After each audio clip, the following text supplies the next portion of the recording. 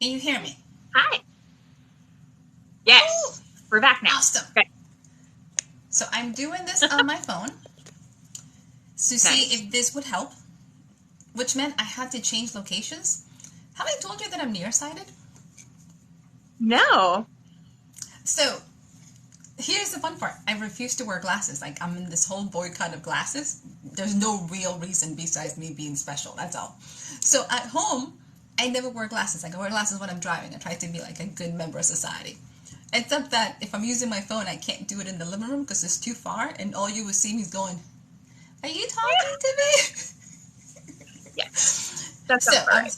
hey, so I had to move to be closer to the phone, but my lighting, like it's so off. Like I'm not used to this lighting with my phone. I'm So like, I feel so bad because I I should probably put more effort into doing an aesthetic background, like lighting, all that when we do our lives. But normally it's just like I finally got my kid to sleep. like I'm showered. Like at least I'm clean. hey, here's the funny part is normally in my living room I don't have like the extra light because it has this really awesome since ambient light. I also have like the brightest bulb on the face of the planet. Like if you walk into my living room at night, you're like, oh God, girl, what you do? So it's okay. Here I'm like, I have a light over here. I've been battling with the one above me. So the little film kid in me is having issues. I'm like, why do I have this color? Well, and it's funny because I finally, for Christmas, my brother's in-laws actually got me a ring Oh light. wow. I use it for the stand because the ring light just reflects off my glasses and it makes me mad. See, another reason not to have glasses because you have these weird reflections I going didn't on. used to wear glasses. Actually, it was not until I started doing cover design after I had my daughter. I've only been wearing glasses about 3 years, but it's just I Really? spend now so much time on my computer between covers, art, writing, that and then social media, all of that time with screens for marketing. Mm-hmm. I have astigmatism, and just all that time makes it so that it can't go back and forth. So I end up wearing glasses all the time now. I had 31 years of my life where I did not need glasses until I started taking this stuff seriously. I'm trying to think. I think I started using glasses to some extent in my 30s. By the way, every time I tell people how old I am, they think I'm lying. I'm like, this is It's not true. some You look game. 10 years younger than you are. So, You do. confession for the day. Anybody wondering? I'm 44. Nobody believes this. So, everybody's. So, some poor girl was like, I said, we were saying something. I think she just turned 30 or something, late 20s. And she's like, because at our age. And I'm like, what age is that? Because you do know. I'm 40. I And she's love like, it. girl, no way. And like literally, she's just left me talking. I was like, deuces? Like, are you coming back? Like, she was so mad. I was like, no, please, I'm Dominican. That doesn't count. You see my dad. But I know, like, I wore them to drive and at night, but I just refused to. So I went to, they changed my prescription after like 10 years, finally. And the first time I wore them, I think within a week, I can't see near, like, close up anymore. So I called the office, like, you need to change my prescription back. So they gave me, like, well, at your age, I'm like, somebody's going to die. I hear this at your age one more time, Yes, and you're going through yes. the You're gonna wall. pull out that line on me. No, we're done. Every time it's like, at your age, I'm like, listen here, what do you mean at my age? I'm like, just skadoodle, whatever. So, but yeah, I'm boycott. So he's like, It was we can, funny. The last time I went to the eye doctor, they're like, your prescription's barely changed. I don't know why. They're like, it's barely even a prescription. You don't really need anything. So then I go to the doctor like 2 weeks later. They have me take off my glasses to do an eye test to see if my meds are messing with anything. I take weekly injections for my liver right now. And I took them off and they're like, you can barely see without your glasses at a distance. And I'm like, I know. Like, it can't adjust because it's up close all the time for work. So, like, I can't see anything. And it's at a point where I have to have them for both. And it's so funny because, like, I've really only been wearing glasses for a couple of years. But now I feel like my face looks naked without them because I wear them so much. my eye doctor goes, we can get you my like bifocal glasses. I'm like, what do you mean pre? Like, are we testing? Like, are we getting? I'm like, no. He's like, we can get your eyes adjusted. I'm like, let them struggle. He's like, I'm not going to get a pre-set of glasses, so when you get your real glasses, I was like, we'll just, do it all at once, honey. Not gonna happen. He looked at, I've been going to him for so long. Yeah, he's like, let's get you some free, bifocal. I'm like, I looked at him. Oh my goodness, that's so funny. It's like getting a training bra. I'm like, it's in my eyes. They'll figure it out. He's like, so do you want new glasses? I'm like, no, I came to complain and you're not listening to me, so I'm going home. Love it. Yeah, he pretty much told me to get over so it. We totally have to talk about where we have been. You've been in Australia. Girl. You gotta tell us. This is the first day since last Friday that I'm semi-functional. So Adrian is joining us. So hi, sweetie. How are you? This is hi to my two favorite people. We love you, sweetie. So hello. So I took a trip of a lifetime. And I had to kind of say it because it felt like I just kind of ran away and nobody knew that I was going. So I've been planning this trip for like a year. Except when you plan something a year ahead, it doesn't feel real. Like you talk about it and you're like, whatever's happening, whatever happens. So I am a member of Rotary International. So I'm a Rotarian, all that fun stuff. Our club is very busy. Last year, our Rotary member came back from like our international convention in Houston. Listen, I'm in Texas. I'm not going to Houston. I'm like, not nearly as exciting. So then he's like, it's going to be in Australia. And I think I signed up within like a month. I'm like, I'm doing this. Here's the thing. Nobody thought I was doing it. I went ahead and like within a couple months, bought a plane ticket. By myself. Do they not know you? No, they don't. They don't understand our world domination ways. Dude, it was obvious you were going to do it. Here's the thing is, everybody's like, and you're going by yourself? And I was like, are you going? And they're like, no. I was like, then yeah, I'm going by myself. So everybody has been really in shock because we had like 10 people from like our district. I saw maybe 4. You hang out? I'm like, no.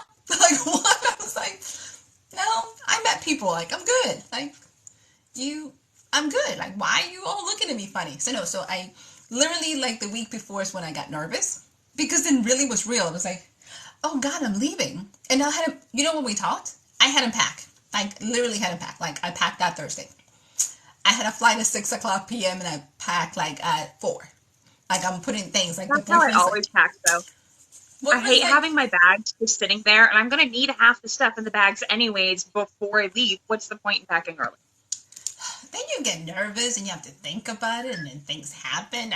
I stuffed the bag, and he looked at me. He's like, you going to be okay? I was like, do you have enough? I was like, you would have thought I wasn't coming back. I'm like, yeah, sure, why not? I had a list of all the things I was going to do because I do that. I bought like 3 books with me because I was going to do all this reading. Somehow underestimated that I was going forward in time. So I've never been so jet lagged in my life. So like you get there. Yeah. So I left here Thursday night, Central Time. I got there on Saturday morning and I'm like, I have lost a day. It's gone. So yeah. So we're 15 hours behind Australia. So I went to Melbourne, get there. So I'm totally off. It's a 17, 18-hour flight. Stop at Sydney to do immigrations. Then went to Melbourne, by the way. Amazing. And I should do more research. So I'm going to put it out there.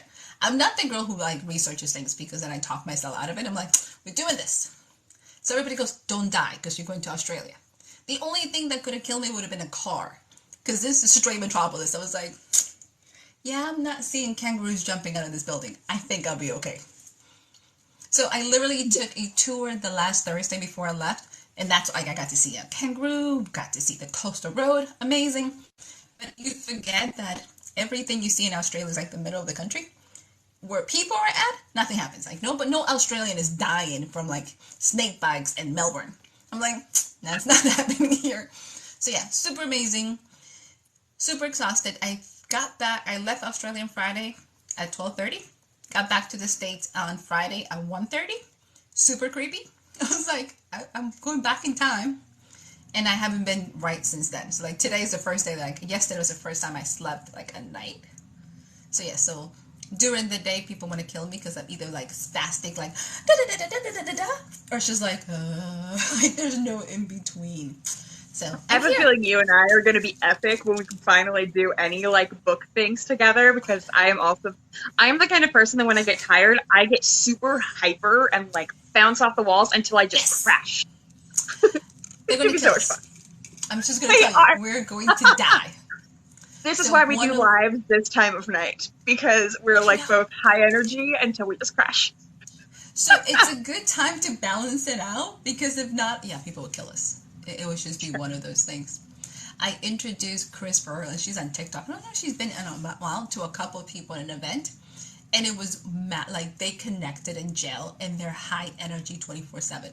So I was in one corner of the event, and they were in another, and every time they talk, it's just like scream across, and people looked at me. I was like, I didn't do it. Like, I'm just like, they're like, you do introduce them. I was like, I just said you should meet. I did not expect explosions to happen, so it has been interesting.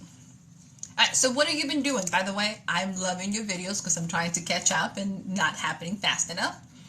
And your mini Yeah, me, it has oh been, my God. and it's been like 3 weeks since we've gotten to do this. I know. It has been an intense 3 weeks. You have been busy. Yeah. So I released a book. I have done no marketing for it. Like, none. But it's done really well. It's done really... I have been so preoccupied with everything else and, like, working on the stuff for the release for Bound by Honey. I have just not had time to put any sort of mental capacity into Throne of Slumber yet. Like, at all. But I've still gotten a bunch of reviews and, like, people are picking it up. So that's great. I mean, I think the idea of a plus-size gender-bent sleeping beauty retelling has gone over really well. So once I can actually market it. You also were very nervous about this one. Let's be honest. You had these, like, concerns because they had been out in an anthology. So to see it kind of just take off on its own is really exciting. Yeah. And probably the best thing that could have happened is that you were busy, or else you would have been stressing about this. So it worked out. Exactly. I like. And then, so we have our deadline for our short story collection, and I have been having people starting to talk to me about that. We're starting to get submissions in. So if you've not heard about it, the two of us, we've done so many short story collections for other people that are like short term. You get paid squat. Seriously, I just got paid for this listing one. I made $100.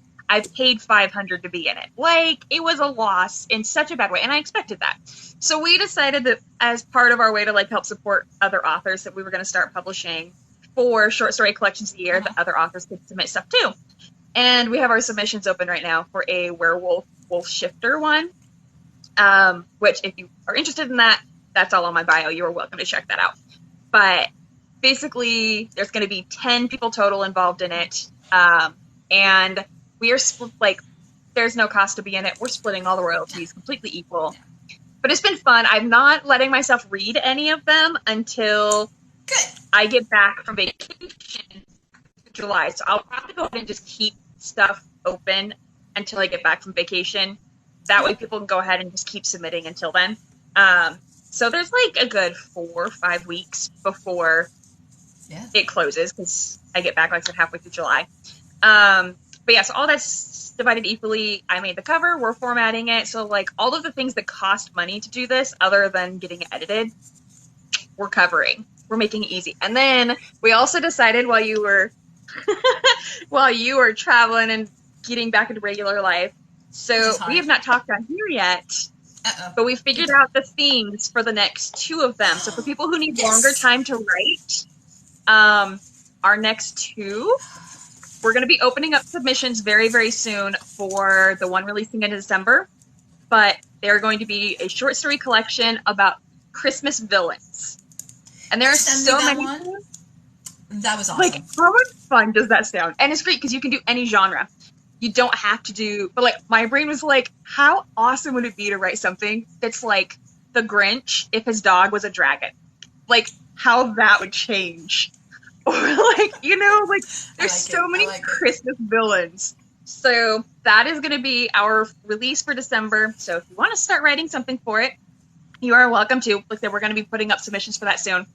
And then we do know that this spring we're going to be doing Tales from the Crib, which is going to be moms in magical situations. So that's going to be a lot of fun. So those are like next ones if you want to start playing around with ideas. So we've been doing that. And then I've been building this like book tour and getting stuff ready for Bound by Honey, which, did I tell you my editing nightmare that happened with that? More Oh. than what you had before? Like this? Did I tell you once I like finished editing it? No. No, you did not. Oh my goodness. It was bad. What happened? So this book, I will say this. Okay, so Bound by Honey, which is this. This is the promo book box. The, Oh, the that is PR so book pretty. box is going to be coming out.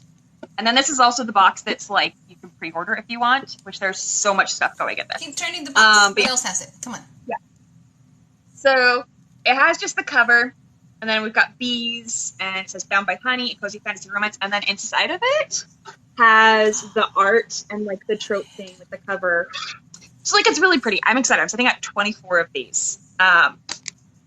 Yeah. So I have Adrian that says gorgeous. Angel says, hey y'all, sorry, a little late for the party. Katie says hello, hello, hello. So by the way, in case you guys are all wondering, Jamie puts people to shame. So every once in a while being friends with her is bad for your health. Because you're going, I was just going to do this something simple. And then you hang out with Jamie, like, but you know, you got to make it up. And then you spend hours wrapping paper because you hang out with Jamie. So be aware that being friends with her will get you in trouble. She's letting y'all know because things you didn't. Yeah, think you we're were not gonna going to do. mention that like I pack my book boxes with moss because I hate the little string stuff. That stuff's ugly and it gets everywhere. If I'm going to have stuff everywhere, it's going to be moss. It's going to feel like a little fairy garden when I open a box. I want it to be pretty. She's that person. I don't care what anybody says. Be careful who you're friends with, because then you're finding yourself like stamping things. Do you know how many stamps you have to use when you're shipping out 30 packages that you were not prepared for? Like, Yes. You're like, I'm going to do a box, and you plan it out. I decide that I'm going to put a post and see who wants a book, and then I have to figure out what I'm going to do because I'm hanging out with you. I was like, ooh, in case you're all wondering, let's be honest, the boyfriend was not happy after he stamped like 20 of these books, and he was going to bed. At midnight. I was like, My husband would never even consider. Like I said, when I do book boxes, I know at least a week of my life is gone.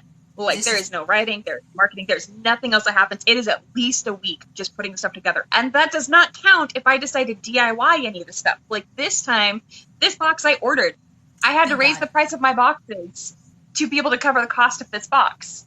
Which I will say, I am not someone who does like just paper swag in my boxes. No. There's like candles. So this one, okay, so in Bound by Honey. You see how dangerous this is, by the way? Angel says, love the fairy garden. Do not encourage her because this is not getting better. And Adrian says, you should do a masterclass on book boxes. Don't encourage her because you don't understand. Like, please share this because this is bad. Like, this, it's hard to see. My camera's like a focus. But like, so one of the things going in the box is like this bee necklace. And it's actually put on my title page for the book. You know, Exhibit because A. why not? Exhibit and then start counting with me. I've only got a couple things that are going in it. But then like we have these bags that are coming that have these like 8 different bee magnets that are so pretty, and the bronze matches the bronze from that, and like because one magnet not good. 2 why? 3? Let's do 8. I'm like, was there a reason for 8? By the way, it's like a number significance because you don't do. So because I bought the images, I found the images, I loved the images, and I was like, what can I do with these? And I was like, these I want on my fridge. And there were 8 of them. And I was like, you know what? They don't cost that much to make. So let's just do 8 and put them in a cute little bag, because I like to put things in, like this feels like an extra present inside of a book box, you know? So I like to put things like, for example, if whenever I do a book box bag in case it leaks, because I don't want it to damage the book. Yeah. Like, so I'm very particular. So things go in bags just in case, you know? But yeah. And then I love to do the extra above and beyond for mine. I like to include a few items that are connected to specific scenes in my book. So we have a candle that's being made for it. And one of the scenes, my main character goes in to talk to her mom, and like there's this whole thing. Her mom is actually a like spicy romance author in this cozy fantasy world. And there's like a scent from a candle that's lit while her mom is writing. So like it's actually that candle that's being put in this box. And then the opening scene has her favorite drink, which is a white chocolate lavender latte. And my PA is amazing. She has a swag making company, and like her and I are dangerous when we start. So she just finished reading the book. She wanted a copy of the book early, and I was like, just FYI, I've had some editing problems. It's not fully edited yet. She's like, I don't care, send it to me. I would love to read it while I'm making the swag. She made the magnets and the necklace. She's making the candle for me. She was like, what do you think? Because I told her, I was like, I would love to figure out a way to get the white chocolate lavender latte sent in the box. She's like, what do you think about doing lotion bars? She's like, we could make them with the B stamp on them, put them in a cute container. So it's going to be in a matching container to the candle. And it's going to be a little, and those are like surprisingly cheap to make. Like surprisingly cheap to make. I have been blown away. So there's like all sorts of stuff going.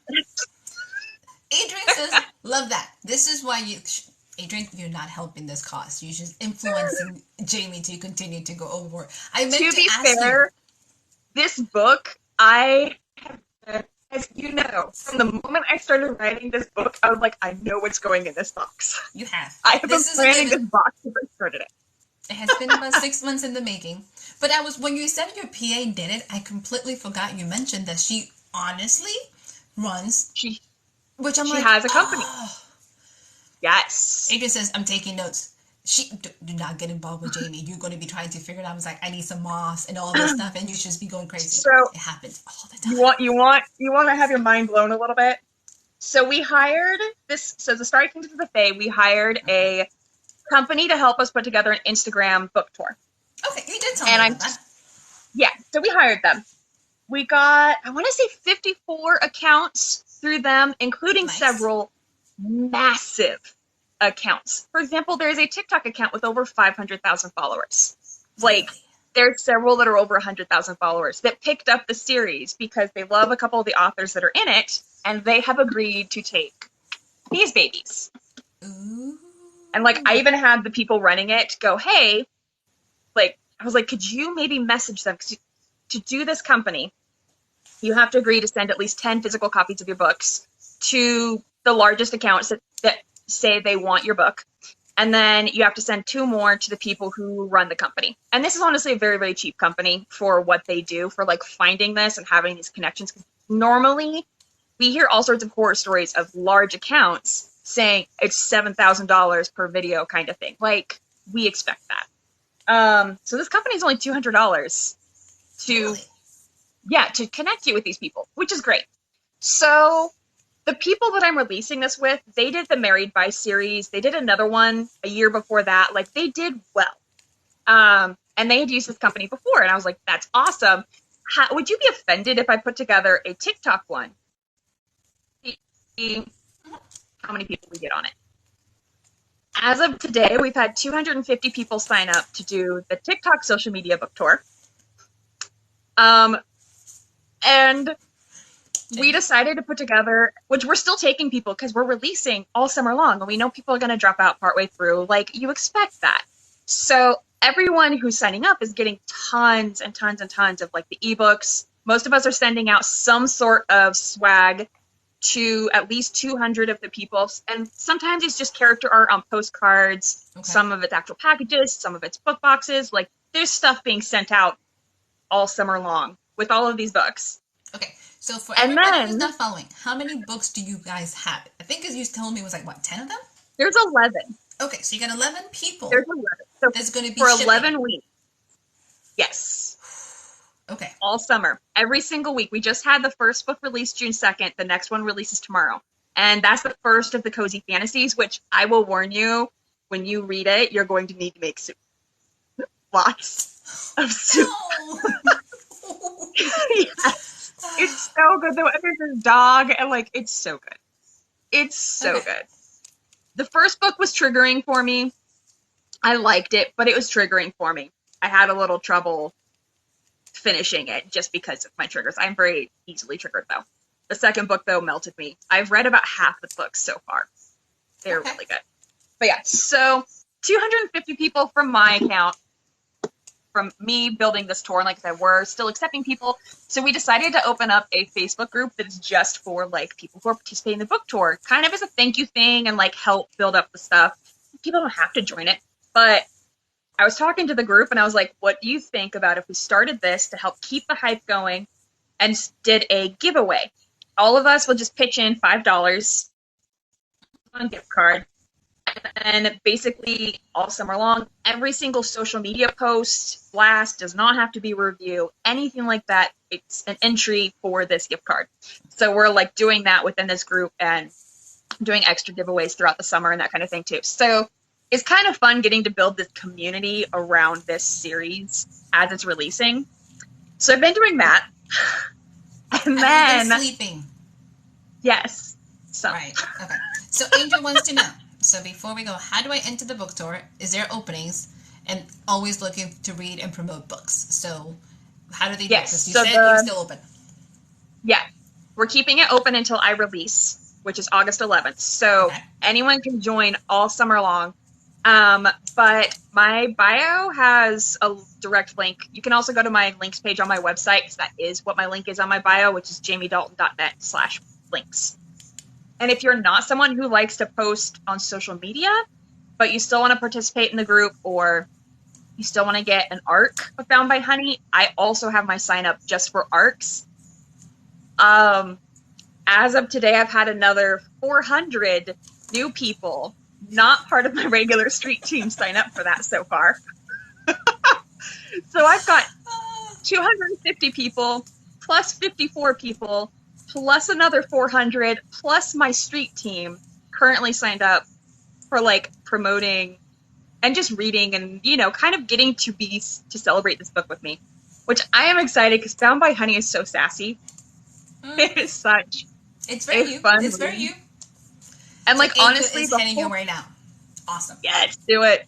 Yeah, the whole time this book, so when I write, I put things on Kindle Vella first because, like, for example, Bound by Honey, published on Kindle Vella as Charming 4.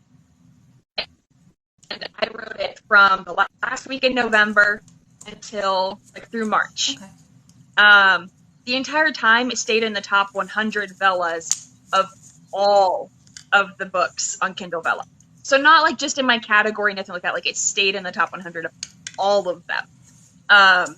So I'm like, I know it's a good book. And that was before I added scenes, before it started editing, before any of that. But so I'm like excited to get it out there. But my editing experience. What happened? Like you haven't told me destroyed. Like I'm having such bad imposter syndrome with my book because of this. So like, I know this book is good. I know people love the book. Well, I tried a new editor because, you know, mine is having to take at least a year off if she comes back at all. So it's so hard to find an editor you mesh with that likes your writing, gets your writing, does not, you know, have problems. So we had done from the middle section of the book. She wanted the middle section 1,000-word trial thing. I was like, great. I sent her that. She said, this is awesome. I can go ahead and do this. This is the price. Send it to me. It'll take me 2 weeks. I knew there was a problem when I got the book back in 5 days. I was like, either she loved it and ran through it, or she hated it so much she powered through it just to finish it and be done. Okay. It was the second one. She's vicious. And this is the thing. I expect a book to be tore up by an editor. I'm totally cool with that. That is what I send it to an editor for. But the comments were... I sent you a couple of the comments that she left me. As the book progressed, they got more and more personal and less, like, smart. Can't think of the right word. Editorial? But smart. Yeah. So like, it started out with helpful stuff. And then around the time when she got mad at this one spot, she said, one of the ones I sent you, she said that the book did not have, there was a scene where she's like meeting she's having dinner with the Charming Four, and one of them, the love interest, I mentioned he's like holding a goblet and like using it as part of his body language to express his behavior and his mood and that kind of thing. And then I say 2 sentences later that he took a drink, and she freaked out on me. Like, there is no drink. Like, where did this drink just magically come from? Blah, blah, blah. And I'm like, sitting there thinking, what do you think a goblet is? Like, And why do you and she put said in a that she goblet? knew fantasy. She said that she knew. Like, she was very, very upset with that. And, like, so it just kind of, from that point on, which that's pretty early in the book, that's about a quarter of the way through the book, she was so nice. She loved it till that point. And then just, like, she, verbatim, there was a section that said, I used the term, which is very common, you know, that my character admired and respected somebody. She literally left a comment and said, those mean the exact same thing. Just frickin' pick one. And I was like, excuse you? That is not professional editor behavior. Like, yeah, no. And it just kept getting worse. Just kept getting worse through the entire Did thing. you actually kept her? Because, you know, at some point in time, I'm like... So what I did, I decided to count it as a beta read. I went ahead, I went through the entire thing, and I, like, did the edits I agreed with, because there were some things that she missed, that, like, I had missed in my editing. And I've sent it to another editor, but because all of a sudden my timeline is fairly short, because I have to be able to order these books to the book boxes. Yep. And Ingram takes forever to print books and get them to you. So I sent the book to someone, and I'm like, you know, I want to tell you this just needs proofreading, but I have no idea how bad of shape. Like, I am not someone, when I read, even when I'm trying to self-edit, the book turns into a movie in my head. I cannot see the words on my pages, even if it's trying to read to me. Like, I can't do that. Mm-hmm. So I had to send it to them and go, hey, I genuinely have no idea how bad of shape this is in. Like, I don't know when exactly I'm getting it back. I'm hoping not too long. But yeah, it's kind of hit me with the imposter syndrome really badly on this book, and I'm like, so dumb, because I'm not like this with reviews. Okay. I'm not like this, but you know, when you get that detailed stuff. There's a difference. Is you were very hype about this editor. So Adrian says, yes, Ingram Spark takes forever, 3 months for me, absolutely. Ever. So here's the reality about this editor. I don't know who this person is. I don't like them to begin with. And I normally like everyone. Here's the problem. Damn. She comes highly recommended. So because she works with another author that you adore, you have this person here. No. This person is just a bully with a pen. So stop having... Well, and that was the thing, is because they edit for a very well-known author who is a friend of mine, who writes in a similar genre that I do, with similar tropes, similar style. Like, don't be wrong, I don't mean like exact style, but, you know, to a similar audience. I assumed that she was an editor who would at least understand what a goblet was, at least be able to understand, you know, what fantasy was. Here's my thing is, if this is not your thing, tap and say, I can do this, I'm okay. Here's the problem. You have sent her way too much business. Like, you literally have recommended this for tons of your people on Operation Author. She had a bunch of business from me. Yeah. Okay. Yeah. It is okay to tell somebody, you know, I thought I could do this. I can't. I'm sorry. I'm not going to give you justice. But when editors come back and start crucifying authors, it breaks your heart. So my last editor did that with Desperate Cat Lady. Like, I got some comments and I was like, wait, this is not my first book. Like, we're talking book like 15, and you're pretty much telling me like, there's no substance and this book doesn't make any sense. And I'm like, wait, what? You have read what happened? So yeah. You know, I mean, I have an incredibly thick skin. Like, I have never taken a bad review of mine as a bad thing. I love to look at them. I do massive beta reader teams of like 40 people who I specifically send it to like destroy the book and tell me the things they hated, the things they wished were changed. Like, I am that person. I am okay with that. But just, I have never had it be so personalized against me, where it changes from the book saying parts of the book were bad. And like, I think part of my issue too was that as I was going through this, they were not, normally with an editor, they're not supposed to do permanent changes on your manuscript. They're supposed to do stuff. Well, she kept highlighting things. So like, and it wasn't just like a highlight to at a comment. No, she would color coordinate all throughout the entire thing. Color coordinate highlights to other parts, and then leave me notes of, go look at all of these colors of this. So I had to go through and undo all of the highlights manually. I was like, how? This is not, I don't know.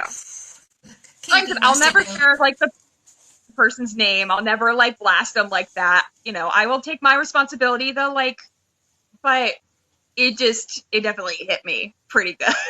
It's editing is such a personal affair, and every single one of us who's been writing understands that good, bad, or different is still our babies. You know, you can tell me that my baby's ugly. I can deal with that. Yeah, I'm totally cool with that. I sent it to you because it's ugly. Yeah, just don't tell me I'm a bad parent. I'm like, whoa, let's slow that baby down, because like below the belt hurt, and like some of that stuff you can tell when an editor completely loses that focus. You know, Katie says, I'm professional. It might just not been her book. This might not be her genre. And that was the thing. It clearly was not her book. And I am fully one who understands not every book is for every audience. Like, totally get that. I am okay with that. But just tell me that. From the beginning. Tap out. Don't send me a manuscript because you're not being helpful. And like, it really wouldn't have been so bad if it wasn't like so obvious, because there were tons of notes, and like when I could literally watch as she went from editing to personal attacks. It was like, when you're getting things like, are you stupid? Choose one. Like, when you're getting that kind of stuff, I was like, this is not okay. And it makes you wonder, how are you keeping your clients if you truly think you're so much better? Because every single author's in a different journey. Editors like that should never work with new authors, because you will destroy their confidence and they will never actually be able to write. And it's hard because some people, it's like, I'm giving you the truth. It's not the truth. Sorry to inform you. There's a difference between like brutally honest and mean. And the line might be fine, but you're crossing the line, because you can tell somebody, I'm not saying, hey, would you mind reading my story? I'm like, okay. And they tell me the genre. I was like, I'm not your person. And they got really mad. I was like, no, really. I'm going to send you to somebody. They were trying to do a true story kind of motivational about all these different things to kind of publish it. And I was like, I'm not your person. I know people that publish that I can send you to. And they hooked up. They're getting the book published. It's amazing. They're like, really? It was like, I write urban fantasy with a lot of attitude. Like, my stuff gets blown up on a daily basis. You know, it's going to be quirky. Right. So there's some things that I'm not going to be either the writer or the reader. But I don't want you to think like, if I don't like it, it means anything. I'm just not going to, I don't know what that genre is to give you a good assessment. For an author, that's one of the biggest turning points of when you can suddenly become a marketable author, is when you start to understand that you are not, like, when you start to understand where you fit as a target audience member for a reader yourself, and you understand what your target audience is, like really what you're going for, what your brand is. I signed up for Russell Nolte. So anybody who knows Russell, he's amazing. He does tons of Kickstarter. He has started a company with Monica, and they did what they call the author ecosystem. So if anybody's looking for a search for, they're in Substacks. And I took the quiz, and it says I'm a force. I'm like, I don't know what the force is. And the first line is, our force wants to be like everybody else. I'm like, yep, I don't want to be a force. But because one of the things that is said is, a lot of my books and everything I do has so much of my personality. And I was like, so everything doesn't work. Like, marketing to genre doesn't work, or marketing to market, because it has so much of me. So while it was kind of disappointing because I really wanted to be something else, it was also kind of amazing to see the fact that I'm like, oh, that makes sense. Right. That makes a lot of sense. Katie says, she goes, she was judging and pushing her personal beliefs on you. Pretty much. Exactly. Yeah. Okay. So are we done with this person, and are you done sending her business, please? Yeah, absolutely. Absolutely. I'm in the process of like testing out other editors, because like I said, it's like magic. When you find the right editor, for you, your personality, your writing style. It is seriously magic when you find that person. And I'm looking for that person again. So I have a couple. I finally realized that I need different styles. My editor, that's my developmental editor, has been my reader before she became my editor. So she's able to follow my stories and be like, okay, this doesn't make any sense. Let's bring this back. And ask questions. And she's very much, without being offensive. I also have a couple that do my proofreading. Just because I realized when the two of us are working, we get so lost in the story that we start missing the grammar.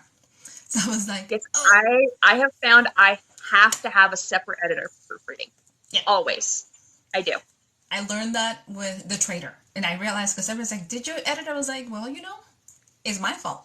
Because we tried to do it all and then forgot that I'm like, oh, we're too close. Like, we need somebody else, not in the middle of this. Right. So Katie says editors and have to gel. Yes, we have to gel all the time. Yeah. It's hard. And that was with book 1, for me, my very first debut book. That was the biggest lesson I learned, was that there's a ton of editors out there, and a lot of them are good editors, but they are not the right editor for you. And that you really have to go through that process. Which, honestly, cover designers are the same way. Absolutely. Adrian says, I haven't an editor yet, and I don't know where to look.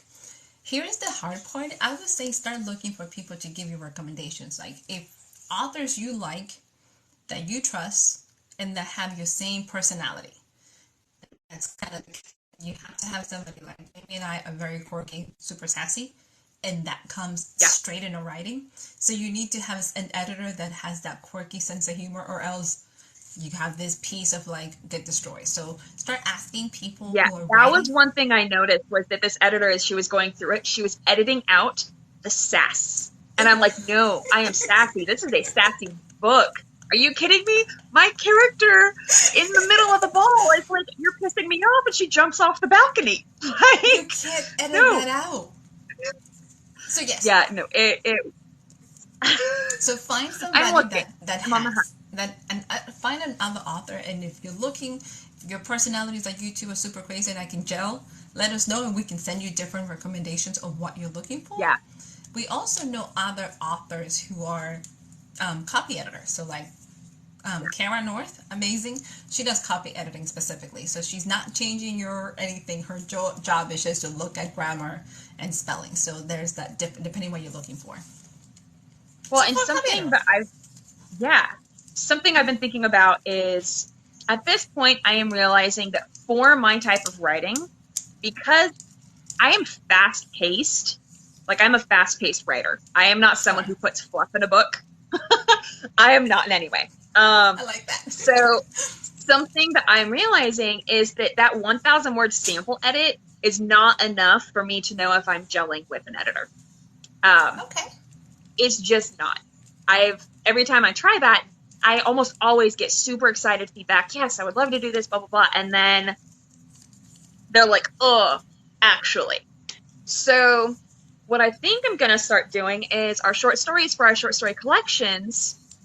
I'm going to be testing out editors with those short stories. That way they can get a vibe for what it looks for. And it's not expensive to test these editors out. It's not a $1,000 mistake. It can be like it's only a couple hundred, $50 to $100 mistake. Yeah. Adrian says awesome. She likes that suggestion. So Katie says had a bad experience with an editor and would never work with her again. I think we all have had those experiences that, whether we like it or not, crush our souls, and then you're like, oh, what happened? So don't feel bad. We're all in it. As long as you don't let that discourage you from keep writing. That's the part. Yeah. Don't let that take your soul and happiness. So the deadline, I was someone asking, when is the deadline for the submission for the short story collection? So the form says the end of June, but we're technically letting stuff keep coming in halfway through July. Second half of July is when we'll start. Because I still have to write my story. Don't tell anybody. Like, don't tell Jamie. I finally figured mine out. Did I tell you what I'm doing? No. You're cheating. Okay, How did you figure this out? I started it out. Okay, Pinterest. I literally went to Pinterest and just typed in werewolf? Reddit threads for werewolves and wolf shifters. And I saw this one that was really interesting. They talked about the sorry, so since she just popped back on. In case you missed, I was saying the submission deadline is the end of June. But technically, we will not be going through submissions till the second half of July. So really, we're not going to close the form until the second half of July. So you have through, let's say, like July 15th, basically. But yeah, so I've decided I want to do no problem. I decided I want to do, so you know how they do changes? It's cute, but it's like a lot to put into a short story. So we are talking about, DC Gomez and I are running short story collections. We're doing 4 short story collections a year where we each are putting in a short story, and then other authors are able to submit for the theme, and they're able to publish with us. And basically, I'm making the cover, we're covering formatting. So these are all being published on Draft to Digital. They stay up permanently, and we divide the money equally between 10 people. So this one, the submissions, the form says is the end of June. We're actually going to close it July 15th. That one is all about werewolves and wolf shifters in any genre. We're going to be opening up a form soon for December's because it's a long process to like submit and write and everything. That one is going to be Christmas villains. That's going to be so much fun. I like that. And then spring, that. It's going to be so much fun. And then spring, we're going to be doing one that is Tales from the Crib. That's going to be moms and magical situations. So if you want to start on any of those, you are welcome to. Make as much fun as you have. It's all good. So I need to hear your story because I'm going to tell you what I'm trying to do, and you can give me some ideas of what you think. Okay. So you know how Fae have like this whole historical thing about like changelings, and they'd trade babies. So I was like, you know what? Wolves have this like pack mentality, and they have this habit of adopting in all sorts of, other wolves and other things. Like they just have that kind of mentality normally.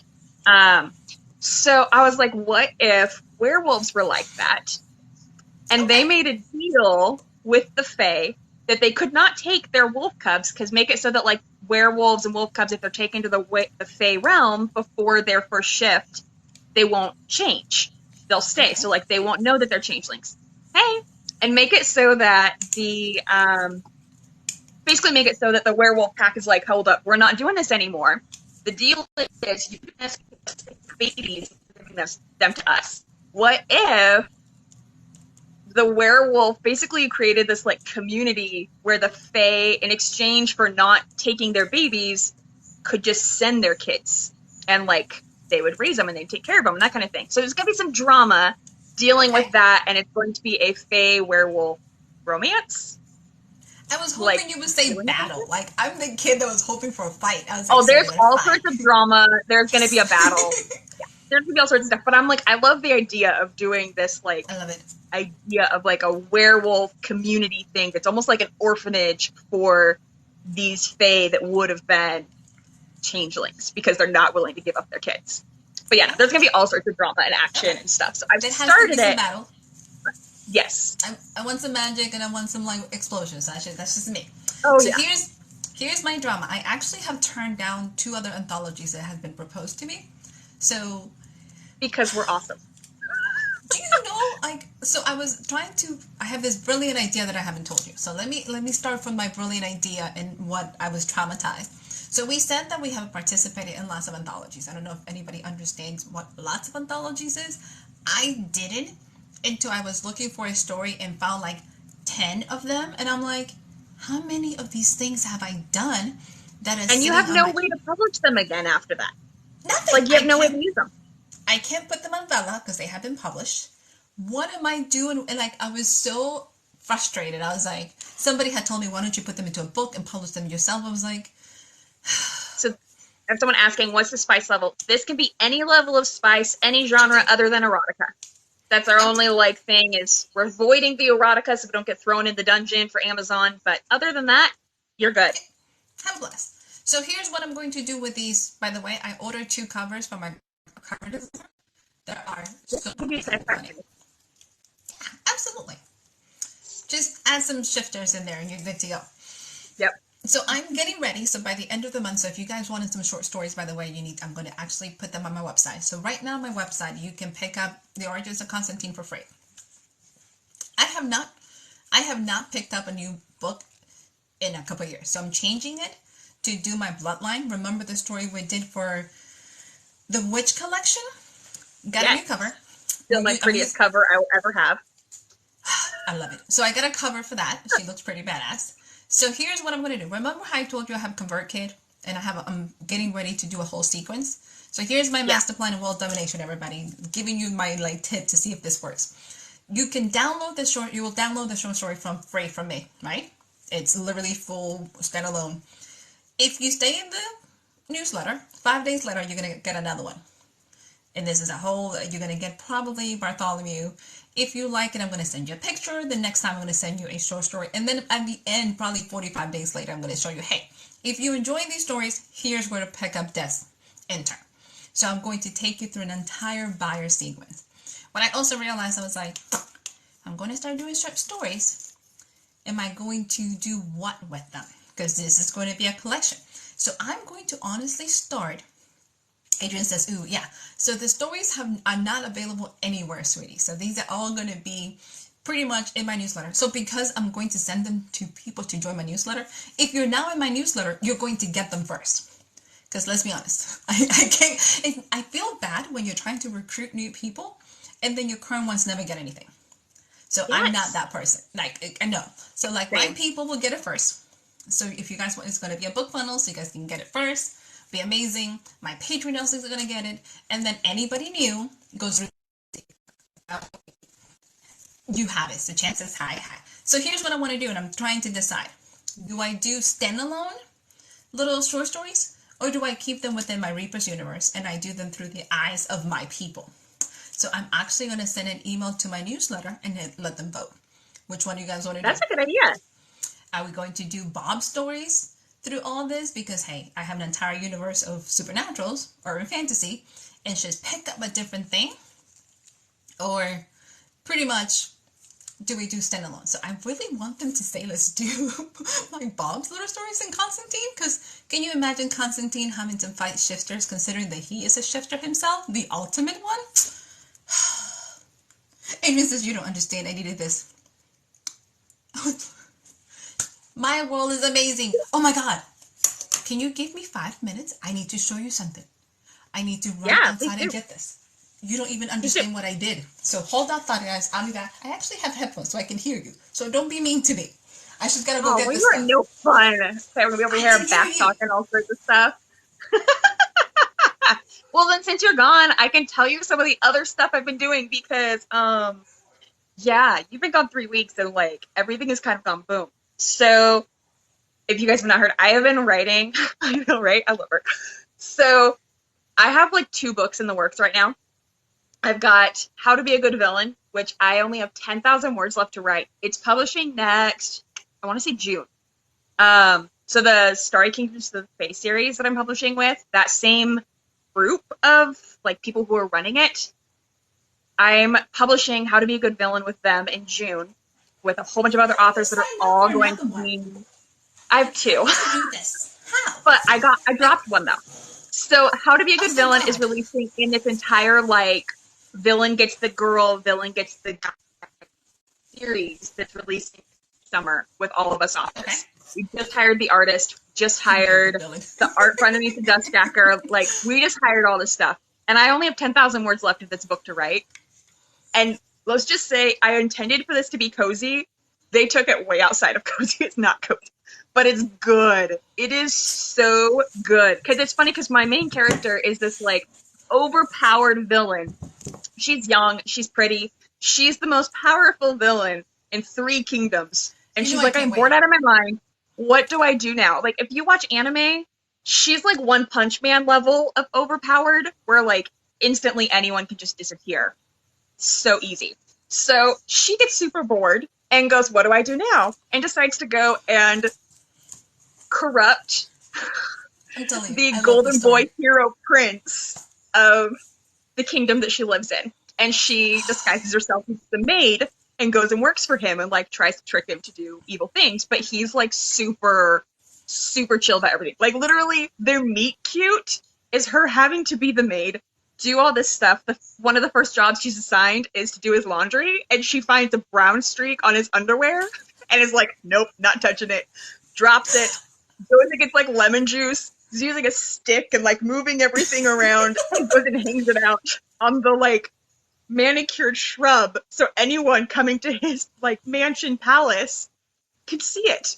And the meet cute is, like, him seeing it and her getting in trouble for it. It's really, really fun. It's so good. So I have that. And then the next one, sorry, let me finish. So, you know how I was writing, I've been working on this spicy Cinderella If Prince Charming Was King Midas retelling. Yes. And it was supposed to be releasing in this Kickstarter and all stuff. Well, changing it. There was all sorts of marketing issues I was seeing with it, and I was like, you know what? This is my brand. I'm going to be picky about this. So I found out that the set that I'm releasing with, I had made a comment that the villain one, I was like, you know, for like for shorter books, 50,000 word books, the artist they wanted to use, I was like, it's really not worth the money you're wanting to spend on the cover. So, like, I might have to step out if you're going to have me do a $900 cover for a $2.99 book.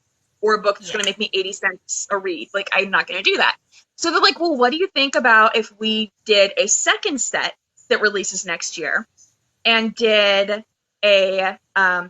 full-length books, like 60 to 90,000 word books that are spicy, and did Wicked Princes? And I'm like, I'm in. I pulled my Cinderella book from the other one, and it's going in this one instead. It's so fun because I'm like working on, so one, Mage on Duty, if you don't know who this artist is, she's amazing. She does gorgeous stuff. She does spicy art. I will have to send to you what I just got from her. Really? Because I just got character art for these two. Oh my gosh. So this book's going to be releasing October of next year. Okay. It's so pretty. And this book is so good. Basically, the idea behind it is that she's a thief, and she works for Fairy Godmother's Thieves Guild. And I love it. I love it. It's so much fun getting to do this twist for Fairy Godmother. Fairy Godmother has her hands in all sorts of things. I love it. So she works for her Thieves Guild, and, like, the opening scene of this book, literally, is her going to steal this necklace from the king. But she doesn't know that it's in the king's room. She gets in there. She's got it in her hands. She's trying to leave butt naked. And it's like, she has a spot where she, like, trips and falls, looks up, and goes, oh, that's not so wee. Like, that is the opening of this book. And he has the secret. Nobody in the kingdom knows that he is that he has this curse where everything he touches turns to gold. He hasn't been able to eat, drink, like, nothing. So he always has to wear gold armor because, again, anything touching him turns to gold. So he walks around in gold armor. She's like, you're weird. But she is the first person to touch him and not turn to gold. But the funny thing is, she's wearing a mask because she's, like, trying to steal from him. So he has no idea who she is. And then she goes back later to try and steal it again because she's got to get it. Otherwise, she gets married off to, like, creepy people. You know how normally most Cinderella retellings, the guy, like, her stepmother is trying, like, she's run through all the money. And so she tries to marry off Cinderella to, like, get the money. So I'm playing with that element that, like, my character's going, I have to earn money. That's why she works for the Thieves Guild, so that she doesn't get married off. I like that. But yeah, so it's That's funny because, like, so, you know, the first time they meet, she's wearing a mask. He's like, I need to find this person. Where is she? She tries to steal it again at a masquerade. And this is my Cinderella moment where, so, masquerade, she's in a mask anyways. She sneaks in to the mask, to the masquerade, sneaks back to his room to go steal this necklace. He's literally set up this entire masquerade just to try and catch her. Because, you know, so he goes in, busts her. I split this scene up. They're literally playing chicken with each other. And it turns into, like, this whole romantic kiss kind of thing, but literally see a lot. They're both like freaking out, going, you know, oh my gosh, are they going to actually make me go through with this? I've never actually kissed anybody before, kind of thing. Which is the scene that they do the character art from. But she ends up running away and leaving behind the shoe. So most of the book is that he's like, okay, I've got to get this woman. Like, he doesn't know if she's a danger to him, if she's supposed to be like a fated mate kind of thing. Like, he doesn't know what's going on. And he decides to set up this like tournament where the necklace that she's trying to steal is the prize. So she ends up entering the tournament, but Fairy Godmother's like, you've already messed up twice on this one hit. I'm sending in someone else who has a similar, like the same hair color, similar body, like that kind of thing. So they're kind of competing with each other on this. I know the majority of what's going to happen, and I'm already like more than 30,000 words into this book. I will probably have all of my books releasing next year, like the first draft done by the end of summer, honestly, because of how this, and that includes, I've got the pre-order up for book 2 in the Goddess of the Broken duology. I'm working on that one, and I actually have contacted a company I'm very excited about to do a massive book tour. They did the book tours for, the pre-order's up for that, so like that will be out soon. And I will probably be jealous. It's been crazy that these have been speaking to me like this, and my goal is if I can get them done by the end of summer, at least the first draft, then I will have the rest of the year to write that 4-book series that I've been talking about forever, that I'm like, I just need the time to pre-write the entire series of my fantasy, spicy, seasonal. I want them all written.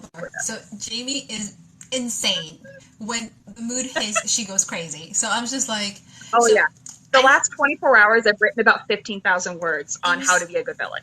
I would like to tell But then I haven't been able to write for like 2 weeks before that. So, like, it comes in spurts. We're both but I can write a book in like 4 weeks. Yeah, we're both. And I don't write beats. Yeah. So this is normal. Like, we're both very bench writers. So this up and down is not a bad thing. I'm just going... No. So I have to answer a couple questions before I lose a thought. So Katie was asking about writing screenplays. So here's a little confession for everybody. I honestly started writing screenplays before novels. So my background's in film and television. So my books feel more like a screenplay than they do a book 90% of the times, because that's my background. So for me, I probably don't count because I'm much more comfortable in that world of screenwriting. I haven't done it in years. I need to get back to it. But it's not that hard. So here's the quick tidbit about a screenplay. It's a complete guidance to everybody, because you give guidance to the sound system, you give guides to the author, you're giving guides to the camera people. So it doesn't come with all the juicy details that you will put for the dialogue. It's just instructions. That's what a screenplay is all about. So yes, should you write it? Do it. They're a lot of fun. Here is a quick tip. It's 8 by 1/2, 11 pages, a specific format. Think of every page as a minute, and most screenplays are 120 pages. That's kind of like down and dirty kind of thing. So do it, recommended. So are you ready for my crazy surprise? Yes, I'm excited. So I did this thing. So for anybody who knows me, Jamie makes boxes. Opening words to everything. So I did this thing. We know it's about to be good. Listen, guys. I did this thing. So I press buttons. Everybody should know this by now. So I pressed buttons. So I was scrolling TikTok. Yesterday I made 2 of those recipes because I've been not sleeping and scrolling TikTok. And everybody's doing this like really pretty like spray paints, right?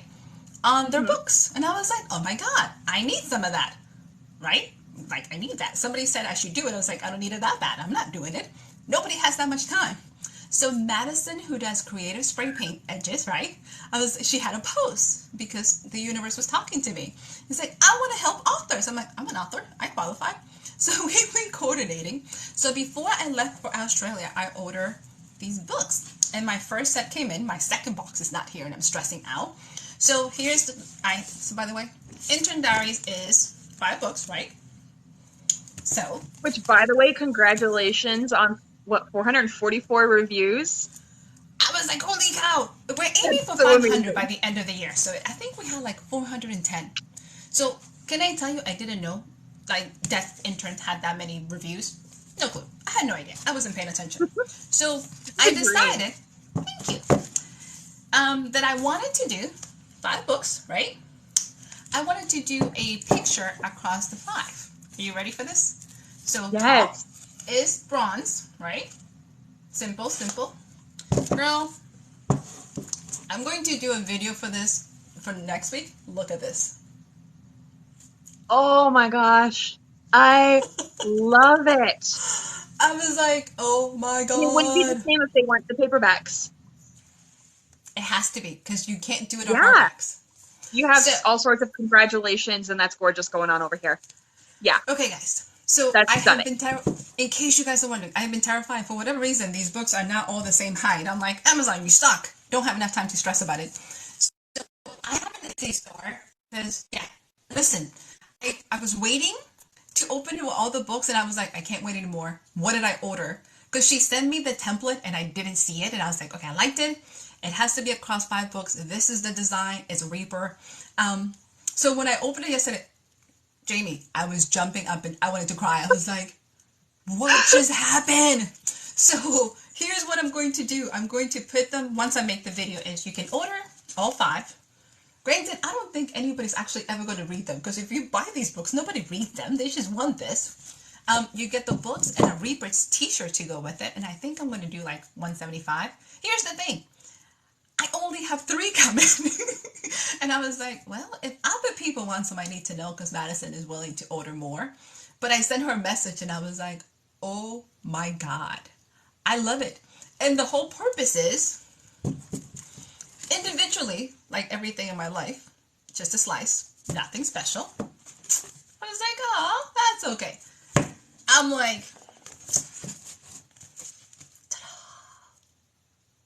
That's so epic. I love it. Reaper and Cat.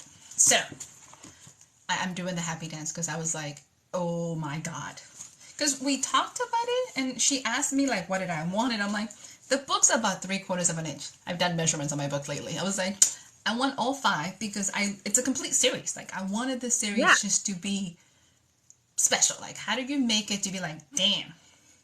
So I took a picture and sent it like everywhere. It's like send it to the paper. It's like, take a look at this. He was like, gorgeous. Go to bed. It's midnight. What are you doing? I was like, but look how pretty these books are. He goes, you're getting up at So 4. neat. Stop. Girl, Oh my goodness.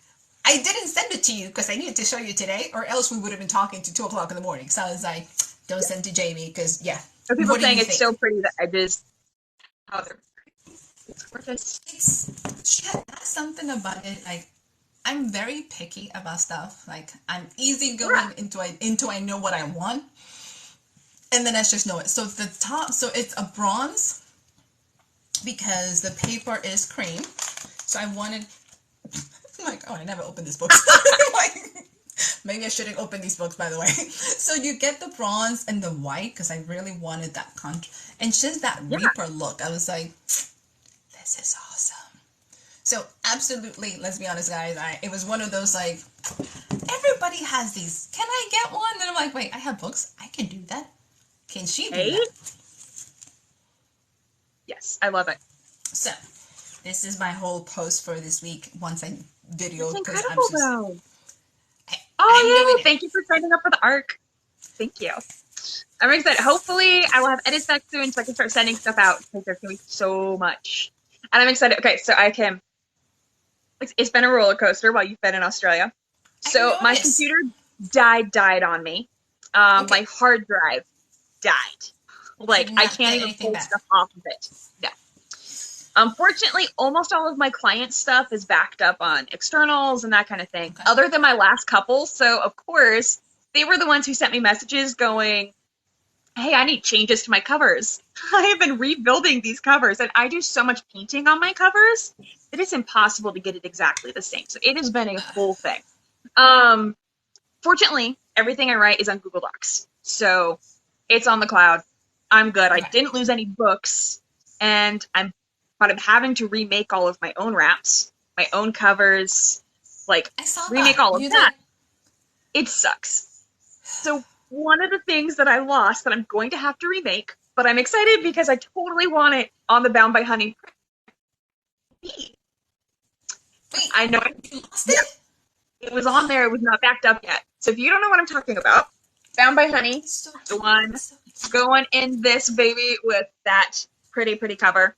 I have had this crazy idea, and I was like, I can only do this on a standalone book, even though everyone who has read this so far is begging me to do more books for the other boys. And I'm like, well, if I do that, they're going to be standalones each. It's not going to be it's a full series, and I have so many other books I have to write first. But I have had this idea in my head that I would love to have it so that when you flip through the pages, a little bee flew around like in the upper corner or something like that. So I had taken the time to do that. You have to have the bee and like move it like 4 pixels at a time and make like 250 of it for every single page. And then like once the book's formatted, you have to like add it to every single page. So I had made the bee. I had moved it all of those pixels. It took me like 2 days to do. And I have to redo that. But it's going to be such a fun surprise in the book. Like when you get it. And I have a feeling most people, when they buy it, they're not going to get it until suddenly like it's an aha moment, you know, where you see it and you go, oh my gosh. Yeah. Do you see why it's not a good thing for us to be friends? Let's be honest. This is why we should not be friends. So, you know who makes this even worse for me? Do you know who Jessica Sundin is? Yes. Yeah. So she's releasing in Starry Kingdoms of the Fae with me. So we've been able to connect. And she's releasing in both of the series with me next year. Oh God. The way we bounce off of each other. Like, and the thing is that she functions like I do, where she's so polite. And if you don't know who she is, one, you need to go look at her books. They are the most gorgeous, so pretty. But so, you know, I told her about how I like to pack my book boxes with moss. Like, it's the same price. It's prettier. It's like, it's going to be messy. I want it to be pretty. So she messaged me. She's like, is it okay if I do that? I'm like, yeah, that's great. So then, like, we're sending each other stuff back and forth on these are things that we do for publishing. And when I say that, like, we are both leveling up our publishing stuff, ooh, Bound by Blood is really good. Did you crave soup? Tell me it wasn't just me who craved soup reading Bound by Blood. Yeah, I'm getting hearts over it. Yes. Yeah, you're going to be craving soup. I made potato soup this week because of it. By the way, Adrian says isn't going to be a delight for any librarians when they flip through your book as they shelf them. So I totally agree. Yes. They're going to love it. Yes. It's going to be so much fun. But Katie wants to know, where did you get the pretty box, by the way? This one I ordered from Box Up. I've used a couple other companies before. This was just the cheapest this time around.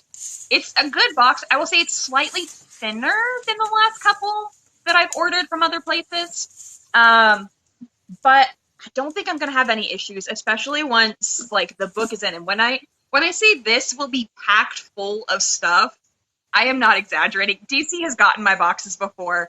They are like packed full of stuff. It's an experience. By the way, I still need to make my box reveal because I got it. And then I went to Australia. So there's a pile of stuff in my desk. But you open it up and you're going, and then you close it. You're like, I'm not ready to do this yet. We can't touch this. In case you wondered, fiance is going, what in God's name are you doing? It's like, let me explain. And then I was like, I can't. And then I put it away. I was like, we can't talk about this. It's you don't understand. It's just like, my girl has lost his mind. So, but here's the part. Let's be honest. I'm ready for Jamie to open the marketing company because there is people can market.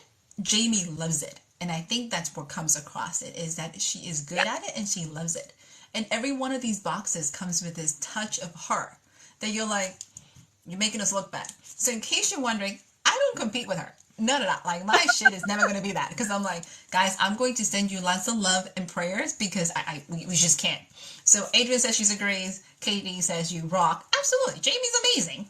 But here's the point. But at the same time, I'm like right now, my life situation, I'm not able to go do, people laughing over here.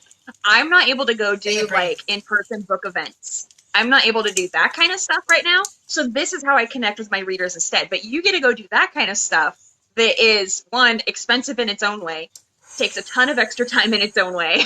Like, so right now, you know, that was kind of my thing. But I'm like, I joke that my superpower as an author is that I spent years as a cover designer first and like learned that you can use tropes for literally everything to be good at marketing, to be good at connecting with your readers. And like my focus really is on, just crossed, because I've got 24 of these going out.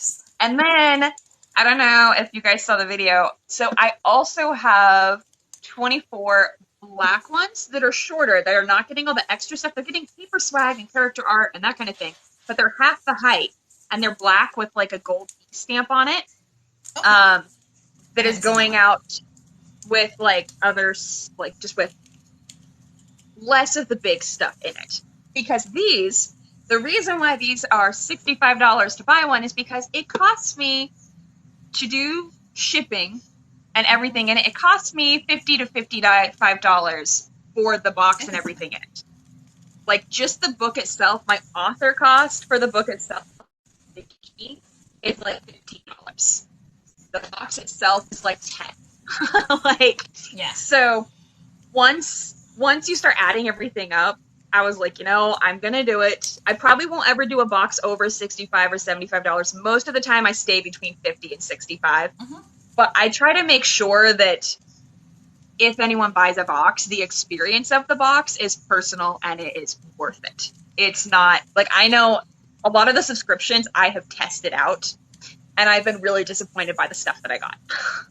Like, so I felt like most of the swag was cheap or just not personal. It didn't feel like it meant, yeah. The only Bookish subscription I still do is Fiction Bath Co. That is it. And it is literally, you don't even get a book. Just once a quarter. Yeah, I love them. Once a quarter, you get a spa pamper box that's book themed. And it's the best.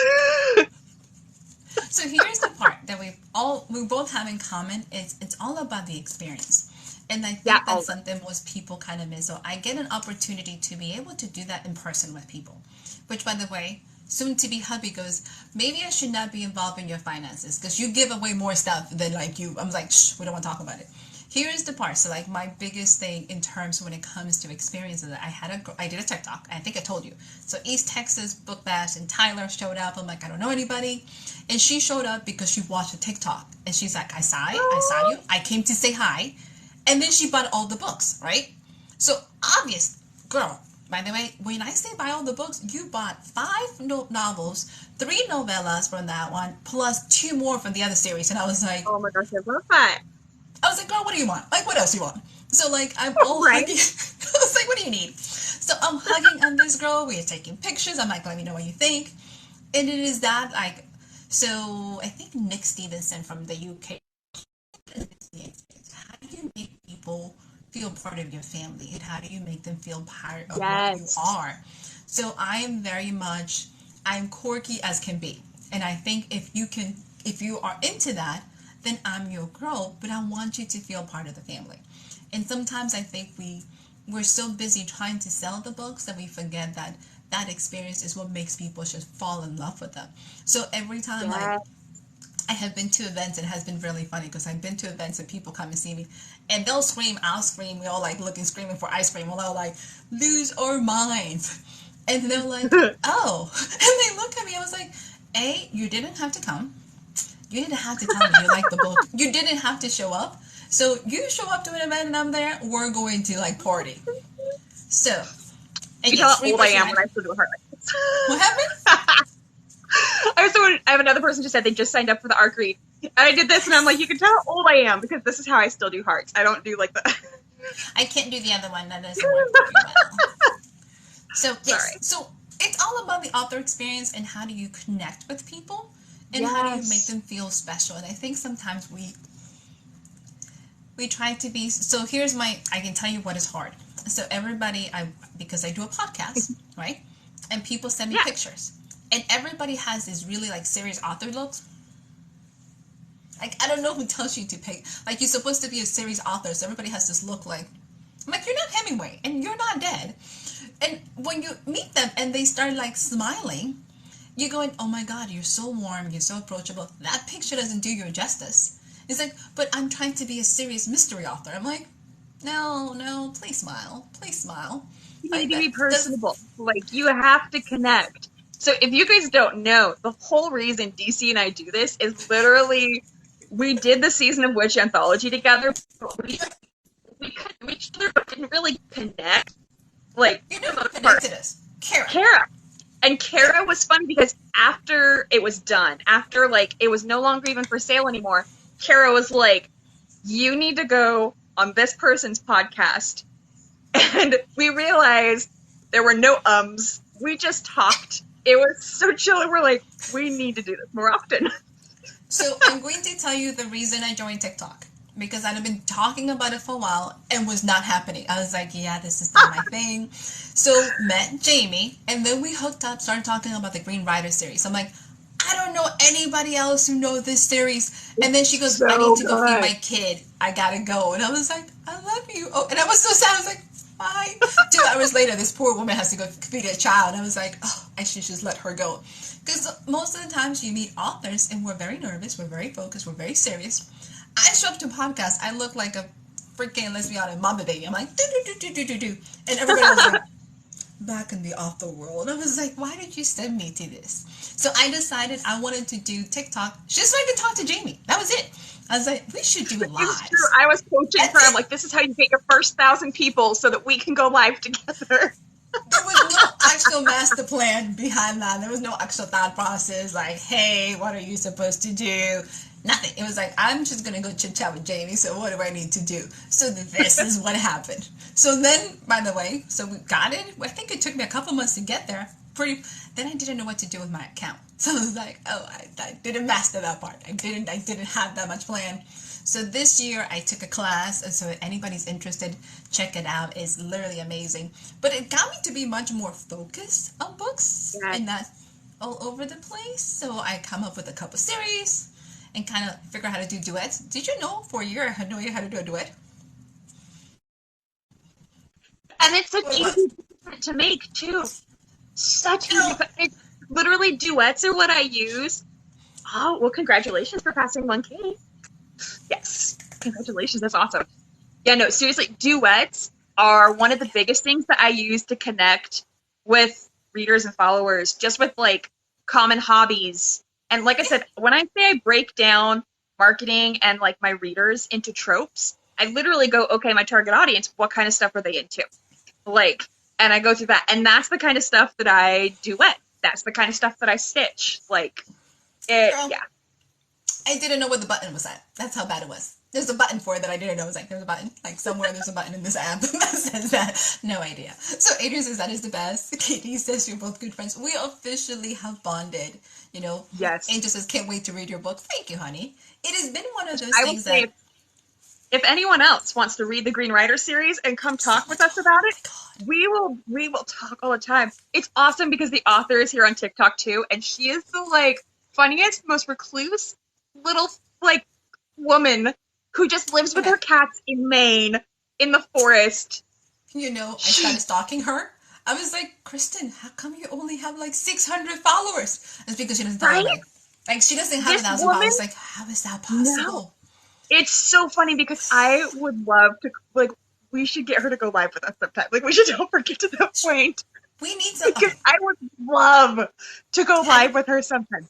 This series is actually what inspired the World Walker series, my, like, debut book, which I'm slowly working on that, the final book in that series too right now. I am having to work on the outline because there are so many things I have to, like, wrap up. This book is definitely going to be longer than the first two, but... you don't outline. You're doing an outline? I have so many things, but I want to throw outline. You know my outlines, they're not... But I'm, like, having to write out, okay, around this time in the book, I have to wrap up these things. Because I'm like, Jamie doesn't outline. What are you talking about? And I've started writing it. Honey, you can absolutely be part of our friendship. Absolutely do it. Yes. I outline everything Jamie doesn't, so she's, like, by the seat of her pants. So the fact that she's outlining, I was like, what? I'm the one. Okay, so Random, I am the author that's the, you know what would be funny if? That is how I figure out all of my All the time. books. It's part of why my books have so much sass. So, for example, there's been all of these memes going around lately about vampires that are fruit bats. So, a book that will probably be written sooner rather than later, because it will not get off my mind. It will be a standalone. I haven't decided yet if it's going to be fantasy or paranormal romance, but how funny would it be if this is a world where there's like a subspecies of vampires that are fruit bat ones that don't suck blood, but they stay on the DL because they know that they're like weaker because of that. Like they have all the same strengths and stuff, but like they know they would be targeted and they would be a weakness for other vampires. So they don't tell people they exist. And I want to do this as a fated mates thing where he, like, whoever his fated mate is, I don't know if it's going to be human or shifter or like what they're going to be. But they're first going to end up like trapped with them somehow and be all, oh no, you're a vampire, don't bite me, blah, blah, blah. But have some sort of weird change where like halfway through she comes to terms with it and This suddenly gets like a kink trying to convince him to bite her. You know that. This Yes, is very but I mean, Stockholm Beauty and the syndrome. Beast Like, is everyone's favorite, other than mine, everybody's favorite retail. Like, so yes, it how is. funny would it be if she like suddenly gets like comes to terms with it, and it's like trying to convince him, like it's his kink, trying to get him to bite her, and he's finally like, dude, no, I don't do that. Like he has to be honest with her. Can you imagine? I think it would be so much fun to write. He's like, I'm a freaking fruit bat, okay? No, I will not bite you and suck your blood.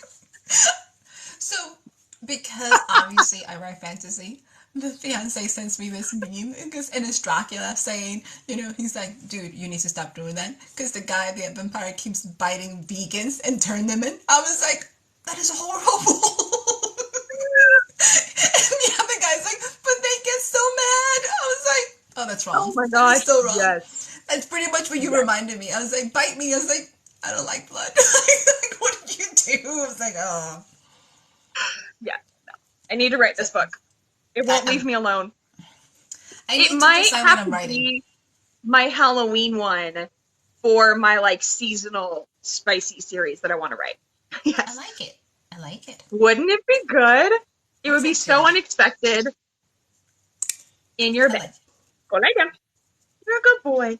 He was doing so well. He hasn't bothered you all night. So I know. He just woke up. I was like, I want cuddles. It's too hot to cuddle though. Yes. I need to make my list of what I'm going to write. So I finally decided I am going to do my Kickstarter. So I'm going to do it for September, October, and we're going to do motivation. So the first one I'm going to try is my Motivation Monday. Because I send lots of motivations. Eventually it will make sense why I keep doing it. Like right now it just seems like this random thing this author does. So we're going to do a motivation.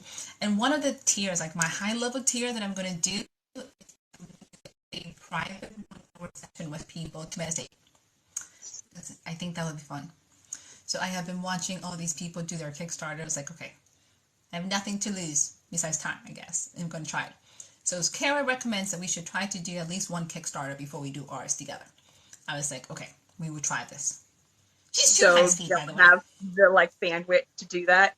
Partially because the 3 releases that I know for sure I have before our thing for next year are not small releases. They're not small releases. Like all 3 of them are going to be massive. Like I can't even say who the authors are that signed on with me for the ones next year. But like, I have time. Like my mind was blown. Well, and that was why I had to pull. Oh, well, thank you. I'm glad you hung out. We come and do this every Thursday night at 9:30 Eastern. So you're welcome to come back. DC does not know what her shifter story is yet. I do not at all. Not even close. I only just barely figured out mine. I don't. I don't even know if I'm doing like a consistent storyline that you can pick up with standalone stories for the same people, or if I'm going to do, I don't know. But I need to hurry up. Pinterest is the way to go. You go there and you just start hunting. Like I was stuck on how I was going to finish How to Be a Good Villain, and then I went on to Pinterest. I know. I'm so sad I don't get to use it for the actual book because they all have to be. What's it called? I can't remember. I know one, oh, that series all has to be trapped by something, and I have no idea what I'm going to do for my word. I know that for my Cinderella one, it's being retitled for the release as Wicked Prince of Gold, because I mean, it's King Midas, Cinderella. I have no idea what I am doing for this, because I love my title. That's such a good title. But it's fun because part of my like pacing and part of the like humor and sass in this is I actually have a list of like kind of funny things that are literally rules of how to be a good villain, and they're what she lives by. They're like the things that she created to become the like this overpowered #1 villain. And I literally have her mention them throughout the book, so you get to do them. So when I'm releasing them, like when I release this, part of the swag that's going to go out is the list, and it's going to be part of my marketing. I was going to say, I'm thinking like a whole TikTok series. You need to add it to your reader's magnet. Like, you need to give that as your reader's magnet. Like, only publish 1 or 2. And then for the whole list, make that so people can get to your mailing list. Because that would be... So my world domination? Listen, I had a genius, and actually surprisingly affordable swag idea that's unique, outside the box, and I think readers are going to freak out. So the one that How to Be a Good Villain is being released with, like I said, it's all villain gets the girl, villain gets the guy stuff. I'm trying to convince them. I've got about half of them that are doing it with me next year convinced.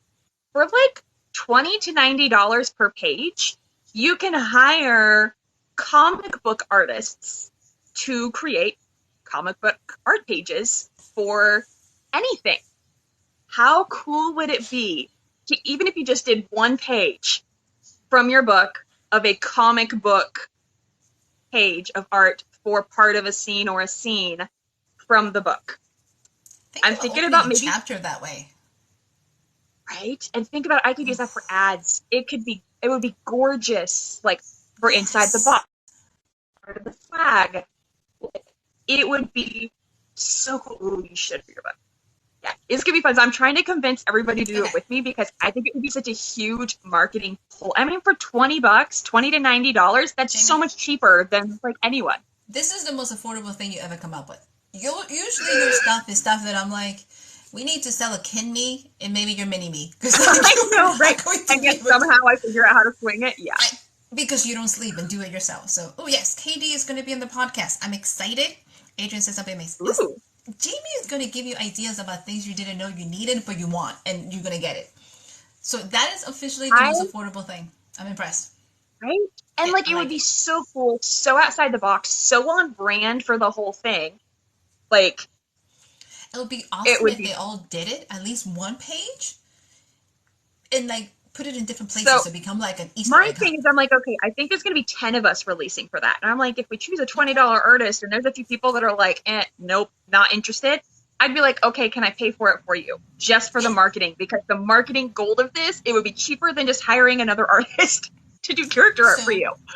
Here's the weird thing, not the weird thing, kind of similar thing. So the book that I joined, the anthology that I joined, the publishing book, and there's like 10 tips about it. So they made every single contributors give them a 10 list of top 10 tips for them to use as part of their magnets. So every single author had whatever your chapter was. Like mine was like going wide versus unlimited. So they had 10 tips. That's the same thing. Like you have these 10 gorgeous photos because you can get color for the marketing, black and white for the book, so it doesn't go super crazy. Yeah. Oh my God, that's an awesome collector's item too. Right? Wouldn't that be incredible? And like, my brain was sitting here going, personally, I would probably hire somebody to do a couple. I would probably have someone do one for the romantic scene and maybe do one that's for like some sort of action scene so that like you kind of have the vibes of both. Like, imagine just sprinkling those through the book that people don't know is coming. Like, we're all little kids, let's be honest. And I'm already the person that I have, like, recipes going in my books, and I have all sorts of extra art. And, like, I'm already that person, so, like, how cool would that be? Especially a collection of 10 books that has the same kind of feel besides the title through them. That would be awesome. Because, and with them all being villain romances, like, so Jamie, even better, you can pull all, like, you get 10 of those, 3 per person, that's 30 pages. You can get a coloring book out of that. Right? Great pre-order Speaking of magnet. coloring stuff. Oh God, what are you doing? So I hired an artist. She started on part of it. I hired an author, actually, that I found on TikTok that I've been following for a little bit. I loved her art style. It's kind of like an Art Nouveau kind of thing. So I'm probably saying that all wrong, but her stuff is gorgeous. So she's doing the art for Under the Dust Jacket right now for Throne of Slumber, and she just sent me the sketches, which, oh my gosh, Jeb is so hot in it. That is so exciting.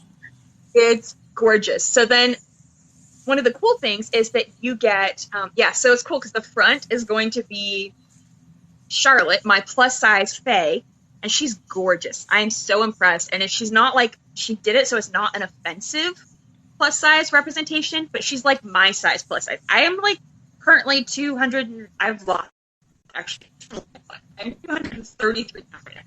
So you don't look 230 pounds. Yeah. I always look way less than I am. But yeah, I'm 233 pounds right now. She's actually a little bit bigger than me for what she's drawing. Do you need outside? Okay, I will be right back. Sorry. Okay, it's all good. So you can see we have a very interactive show today. We're just going to keep walking around. At least we're wearing pants, I think, hopefully. Including us, Jamie. So awesome, awesome. I'm trying to... Aw, thank you, dear. I'm so glad you guys are joining us. I'm so glad you guys are here. It's been obviously a couple weeks since Jamie and I have been chit-chatting, so we have all this stuff that we have to catch up. Probably a lot more than we normally do. So it's exciting. You're back. Yes. I won't be surprised if I have to pop back up because he squirreled, potentially after a squirrel when he got outside. So eventually he needs to come back. Katie says congrats. She's a plus size too, so she's excited. So yes. The book has been very well received. Like, the only complaint I've seen in any of the reviews is that it's a shorter book, and that's just because the set it released with, I hit the maximum word count they allowed, and then when I went to go in and add scenes, my characters refused. So I was like, you know what, that's all good. I've got future books going in this series anyways, so, but for the most part, even the people who complained that it was, because it's like 40-something thousand words. It's long, it's a full-length book. It's longer than a novella, but, you know, so that was the only complaint that I've seen from, like, any of the reviews, which has been really good. But it was kind of funny because, so I was saying, so the front, the art underneath the dust jacket is one of a lot of people's favorite characters is, and she's like barely in it, is this like forest, like this queen of the forest, and she's like this magical being, and she's the one who explains Charlotte what's going on and like her secrets. So she's on the front with Charlotte, and then the back has Jeb in all of his like glory, and a wolf that's like a major part of it, and like this is all being done like an Art Nouveau style.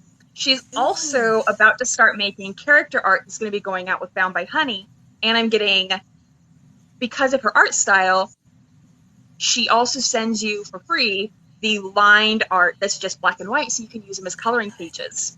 I was like, yes, please.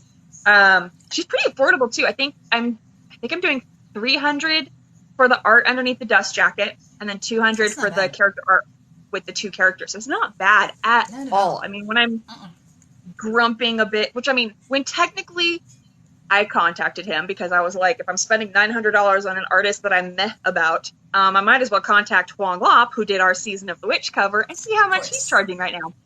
He's currently at $1,000 if we wanted to hire him for a series. You know what, though? I know, I was like, are you sure that, like, you're committed to this? Because, I mean, I would be willing to spend the extra $100 for his art. His art is next level. And they're like, well, we're already committed. But you know what? Maybe for 2025. And I was like, well, his prices are going to be more for 2025. Thank you. Let's yes, just put it out there. But that does mean they're seriously considering, though, using him for a full-length book series in 2025. Hey! Welcome. Katie says she wanted that. Just in your sex book. How some fun in it. If it makes sense in the books, absolutely do it. I know the biggest thing is Amazon is raising their prices. So I went back and checked because everybody's like, you should go and raise the prices for your book.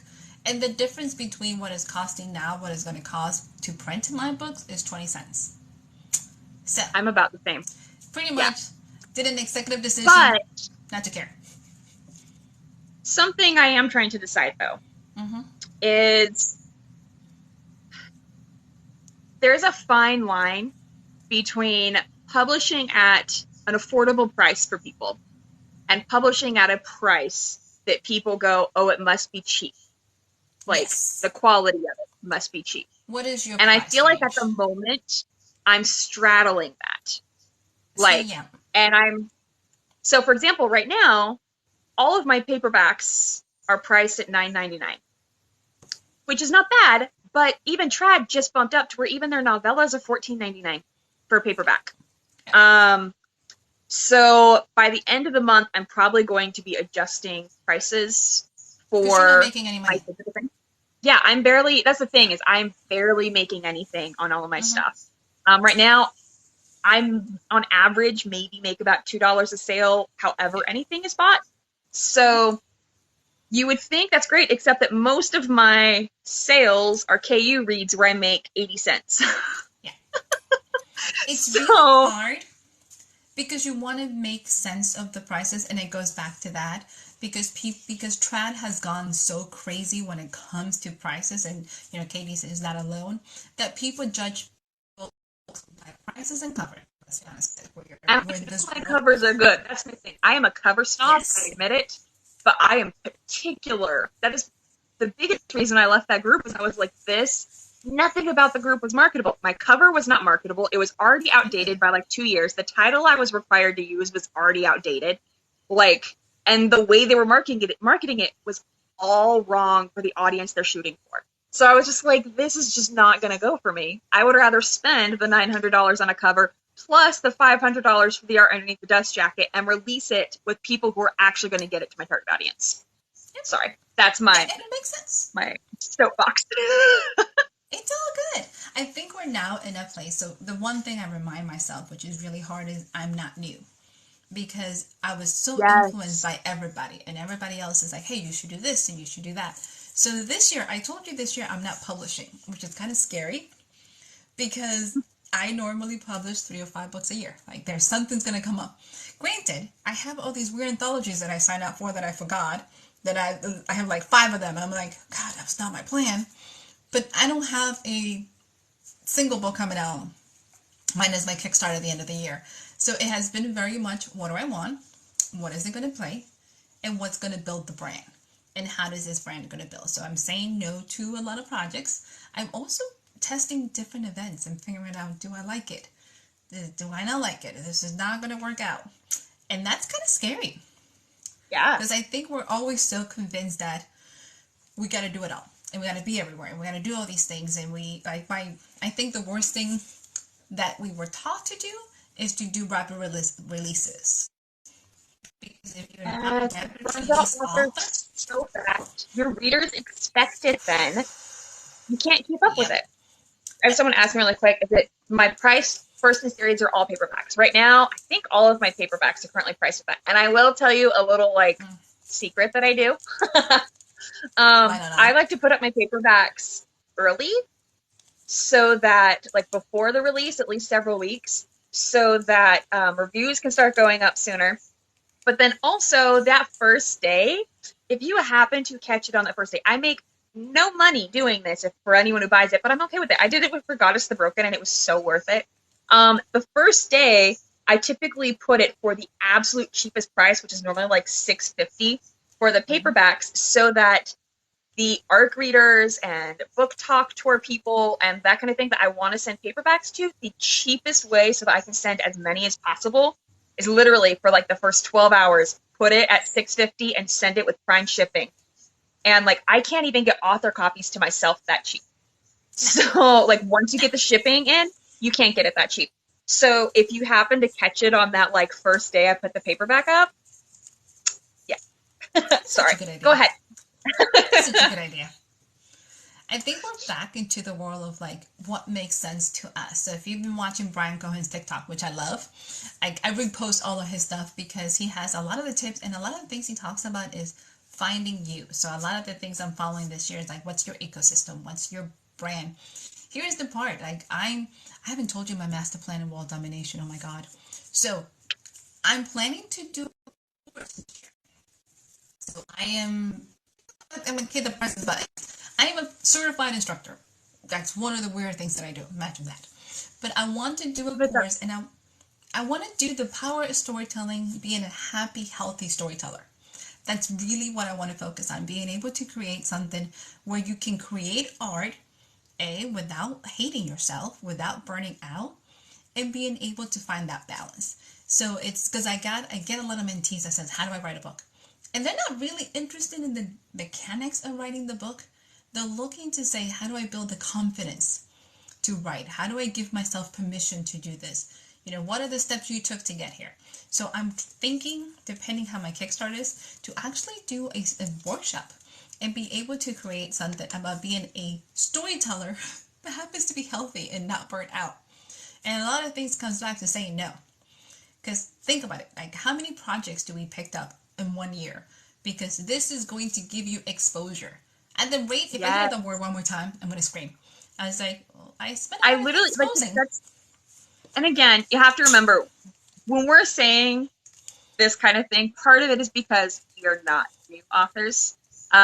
As new authors, it was definitely worth, like, my very first thing publishing was actually the one I published with her because I wanted to have the experience before I started publishing my own books. I wanted to publish along with other authors so that I can be part of that entire process and get to see how authors who had experience were doing this, how this kind of worked, and be able to kind of help network, which a lot of my really good friends now that I have that are part of my author network are people that did this. But again, one of the biggest problems was that everything was temporary.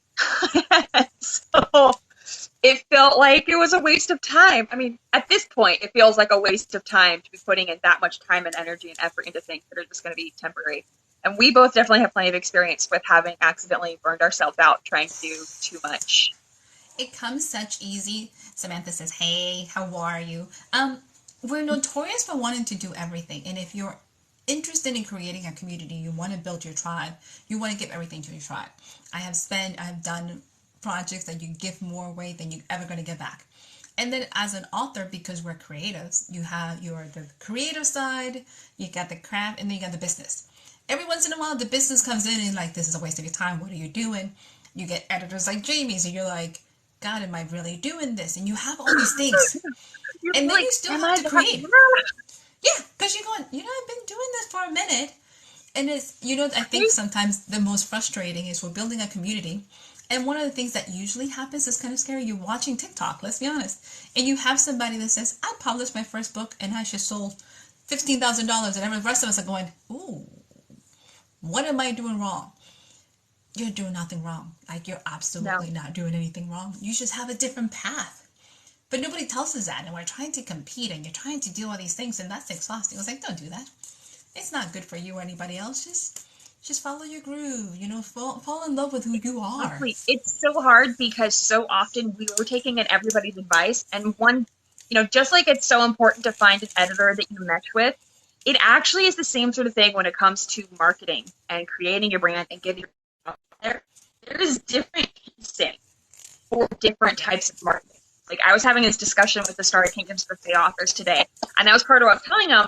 Is they were telling me that I was doing a bunch of my marketing wrong, and I was like, first off, I make like $2,500 a month. Just because it doesn't show up on my reviews, my money for marketing is going somewhere else right now because that's where I'm getting paid. It's paying to publish my books. Like, Bound by Honey, this one I'm releasing in August that I'm building all this stuff for, it's made me over $6,000 already before it's gone to ebook and paperback and physical copies. Like, it's paid for itself. Now this is all just fun stuff for me. But I kind of had to explain to them that no, I have found that what works for me is hyper-focused, high-energy marketing in batches. Like, I have chunks of time where I'm okay with my TikTok views dropping down to where it stays at 200 for a while because I'm putting up lower energy content because I need to recharge, because I'm putting up drafts. That is okay, because when I'm ready to come back and go hardcore at it, like I would say January through March was probably my like low key part of this year, where I took a few months and I was writing. I wrote like crazy, but my marketing was very low key. And my income definitely showed for it, but my marketing was very low key. But then I ramped it up to where I'm doing several videos a day. Like, it's high energy, it's building, like the results I'm getting are incredible.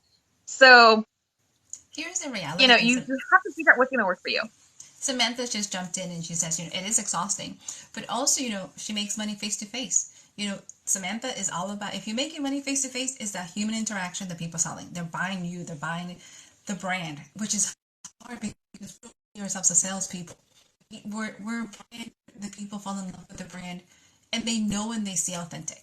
But every time we come into TikTok, sometimes we're exhausted because we're competing with all the noise that is happening, that we lose ourselves. I think it took me a very long time to realize that my first year at TikTok, I was all over the place. And you never got to see me because I really wasn't, you couldn't see the quirkiness, you couldn't see the people because I wasn't the author. You know, I was trying to be somebody on TikTok instead of just being like, you know, I write and I'm going to talk about my books and we're going to have some fun and I'm going to make that.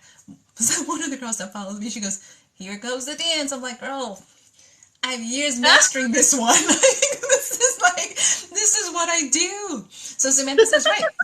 It's hard to people all the time, but how often do we have people telling us, this is how you're supposed to do things? I'm like, if it works, if it doesn't work, why are we doing that?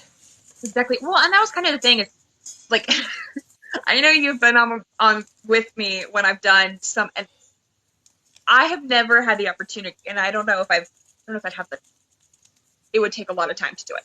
To really train people how to do TikTok and how to figure out how to do it, it's going to work for them. It takes more than the time I have ever had given to me as an opportunity. Like, you get 45 minutes and they're like, here, talk about TikTok. I'm like, yeah, I'm like, I can't teach you everything about TikTok. I can teach you some tricks. Well, congratulations.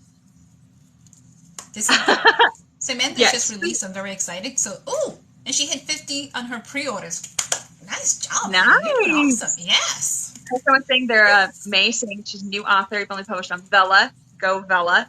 September, you're go. And Rachel saying you're only supposed to post one video a day on TikTok. Is that true? You can post as much as you want. Honestly, when I'm ramping up for releases or I just am like in a really good mind space, I'll do a couple videos a day. I have found after like about 4 a day, they start to kind of cancel each other out and they start to cannibalize each other's views. And then I will also say a big thing that you will find with the TikTok algorithm is if you have a video suddenly take off and do really well, all of your others are going to suck for a while. Yes. Trust me, I learned that the hard way. It's how the algorithm works. Yeah. But like, I always get the weird looks from people, and TikTok, she gave me the exact same look when I first told her this, that when you're doing TikTok as an author, the biggest mistake you can do is come on here and specifically just be planning on doing TikTok to make money from it. That's like the biggest mistake you can do. If you're not going to enjoy yourself, like honestly, I'm at this point where anything that I do for being an author, if I'm not enjoying it, I'm out. Like, making money is a perk. It's a perk. Social media is not, like, unless you're paying for ads, so the point of social media and the best use for it is to connect with your community. Samantha, that's what it is. Same thing. Create a community, you know. The dirty looks I get from people when I tell them. Well, here's the part is that a lot of us are very introverts, and that's okay. You know, it's okay to be that part. And sometimes when I think we talk about ourselves, we get very concerned that we have to open up to all of our dark secrets. I'm like, whoa, like nobody wants to know all that. But you can have fun with it. So, Samantha talks about her process, her advertise, do exchanges, etc. What makes you happy? Like, think about your best. It is, have some fun.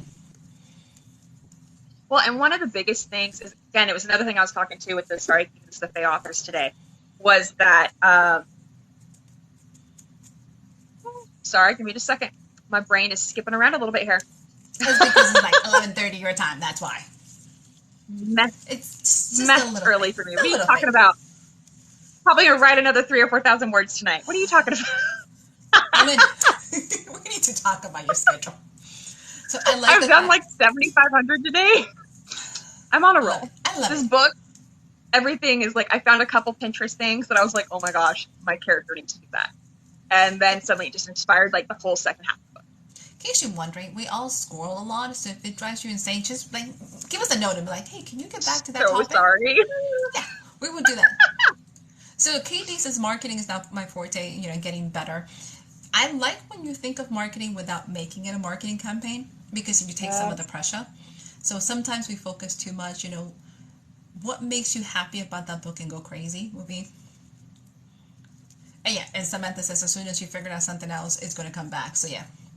So one, that marketing, like the market and how to market for books and authors is shifting so fast right now that like the things that worked that made the biggest authors big even a couple of years ago do not work anymore.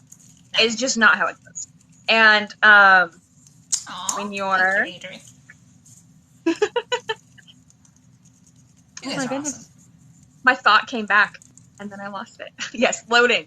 It's exactly what my brain is doing, partially because it's like going through so many things all at once. And I'm like, I can say this, I can do this, I can do this.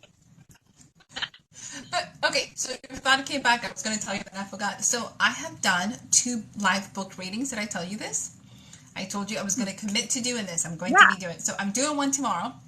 I figured out how to put like a schedule for an upcoming video, like live video on TikTok. I'm like, look, if you read instructions, it'll tell you how to do this. So I'm doing this again tomorrow. So I'm talking myself into like just getting there and talking about books. And I'm very good at just talking. So before doing a whole bunch of lives, I think I did like almost 2 years of lives, Facebook lives every Saturday morning. And the way my program did it, it never told me who was there. So basically I spend 30 minutes talking to myself really well about any topic. So now I can just talk to myself and not really need people. So I'm doing my life book reading. So I'm going to try this. I popped on to one of them. I know. I can't believe I did it. I was like, oh shit. You did so good too. So I'm going to do Hitman because I'm celebrating the release of Trader. So I'm going to do Hitman, which is probably the sexiest version. So Samantha's leaving. Good night, sweetie. Have some rest. Kid has her last day of school tomorrow. Get some rest, dear. So I'm all excited. We have had a very busy night with you guys. I'm so excited because usually I'm like, do put comments because we love to talk to you guys. Yeah. So I remember, my thought process. I always tell authors, use your superpower of knowing tropes and learning tropes. Yeah, we're both authors. How we met. Yes. we released in a series, a anthology together. But yeah, so authors have the superpower of tropes. And that's how I do everything, is I break down my reader habits into tropes. I break down and I take that and use that for marketing, for creating my TikTok videos, for that kind of stuff. And today the authors were talking to me and they were asking about pen names and you have 2 pens. Isn't it so much more work? Why don't you have, doesn't that mean you have 2 social media accounts, 2 newsletters? I was like, no, I don't. I have a spicy pen name and a fade to black with no swearing pen name. And my thought process, I don't hide any of my stuff from the others. Inside my books, you're going to get a list of all of the books I've written from both pen names. And so I don't have an author TikTok and a reader TikTok. I don't have 2 TikToks for my pen names. Most of the time when I'm not doing release amping, I do pretty 50-50 on author stuff and non. And I seriously take the time to do, so for example, when I'm thinking about if I want to do book reviews or I want to talk about books or I want to do jokes, I've been trying to figure out for the longest time what I was going to do for a series that I actually enjoyed doing book reviews with. Oh my God. And I came up with this idea. It's so good. I came up with this idea that I was I should totally do a whole, so you did blah, blah, blah, blah, blah. Or so this happened to you. Here's 5 things you're going to need to know to get through this. And I'm talking to the main character of the book. And I do that as my reviews. And so people get a feel for what's going on. And I get to use my own sass and humor for it. It's a lot of fun. but I use that. And so like the books that I recommend are books that I enjoyed, books that I read, but they're also books that are correct for my target audience for the books that I write. So there are other types of books that I think they would enjoy reading. So like that's how I focus my stuff, is so that it's still part of building my community. It's still part of like building my brand, but getting to do it in a reader, just a regular, natural kind of way. And I don't do a whole ton. I do maybe one of those a week. I might be about to because at 2 a.m. a couple days ago, I went on Galley. Oh, no idea. What did you do? I'm up to 12. I'm up to 12. You were up to 8 when I saw the video. What happened? What were you doing? Why? I was just looking for something to read, and I was like, okay, I'll check. And I'm not someone, all of my money that's extra goes to publishing my books, because it takes me like $2,000 to $3,000 to publish a book, not counting my marketing. So all of my extra money goes there. So I have been wondering why Emily Wilde's like Encyclopedia of Fairies has been all over social media lately. Did you know there's a book 2 coming out that's up for pre-order? I think it's a pre-order. It comes out in January. No. I just got the ARC today. What? Really? Yeah. Yeah. Funny thing, I have not read the first book. But I was like, oh my gosh, this is exciting. Yeah, no. I have no idea how many books I have coming my way, but I've got 12, and I've got a bunch that I'm super excited about. So you guys are about to see a whole bunch of reads. I'm almost done with one right now. That's a vampire romance. I need to look and see. I have a feeling it's a debut author because the beginning is like really hard to get into. I almost DNF'd it at 30-something%, but that was right when suddenly it got good. And I'm not gonna lie, so it's like 2 sisters, and one of the lines is getting good now, finally, at like 70% of the way through the book. But I will say the vampire one, because one of the sisters gets kidnapped by vampires, by twin vampires. Think you know where that's going? And her sister almost ends up like disguising herself and joining like a Van Helsing type of her to try and save her sister. It's really good once you hit the 30% point, but I really struggled. That's a lot more patience than me. I don't know if I can do that. I'm a DNF author. If it wasn't going to be like a hit on me for NetGalley, I would have probably DNF'd it. I'm glad I didn't though, because I'm really enjoying the end of it. But yeah, so I have like all of these books now that I've got to read. But I had no idea that Emily Wilde had a book 2 coming out. I don't even know if it's up for pre-order, but I have the book. I'm just grateful that you read really fast. Because this would be a nightmare. Because I'm going... Honestly, if I wanted to just sit down and read, I could probably read all of those in a weekend.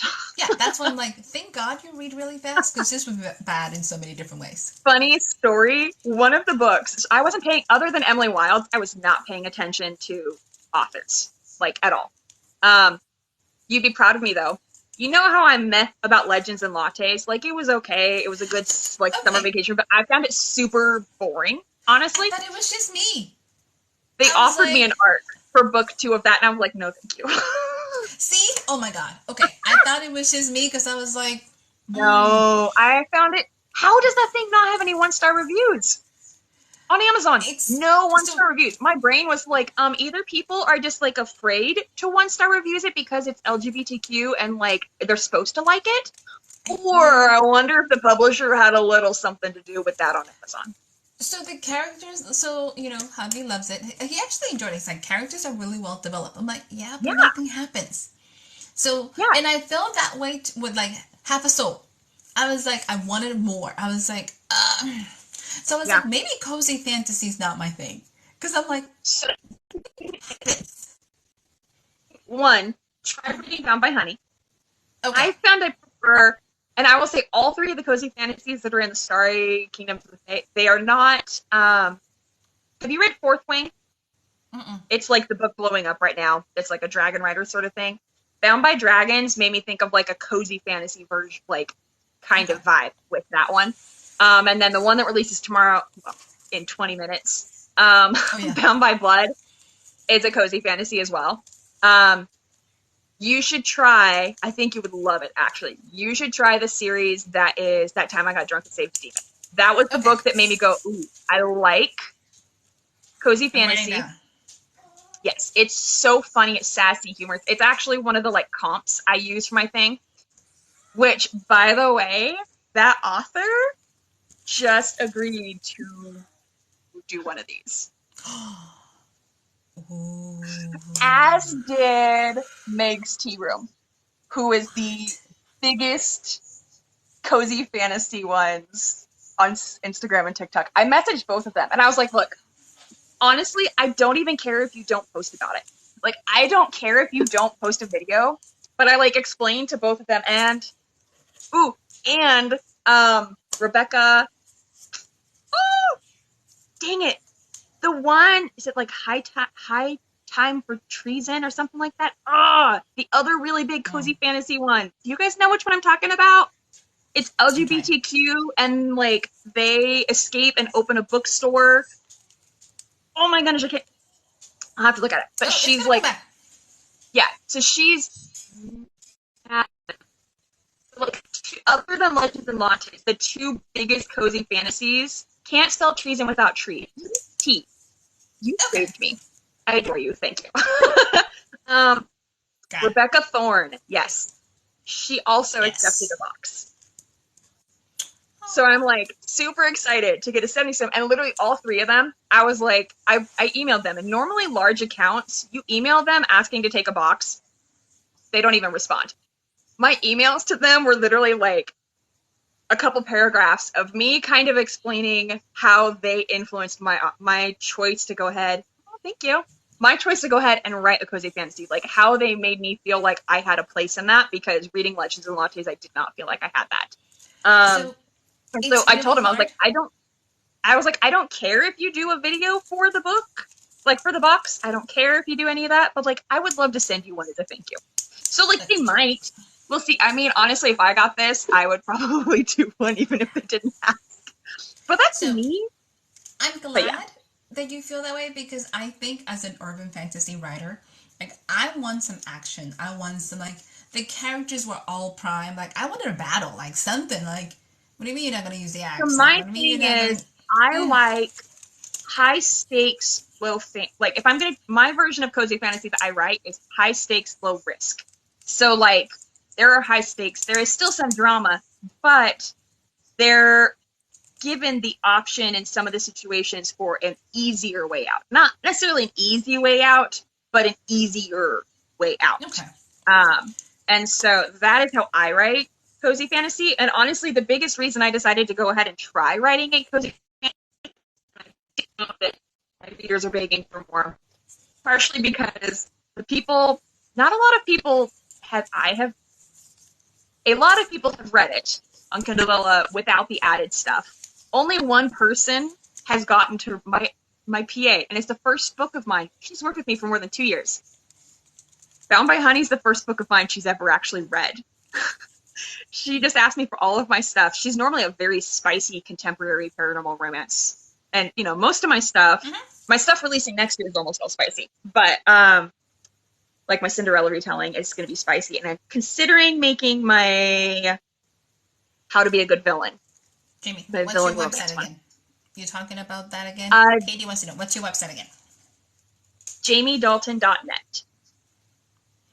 Because she wants to get your books and is very interested. So yes, she's like, not a fan of vampires, but definitely would like to read the Cinderella Midas book. So definitely check it out.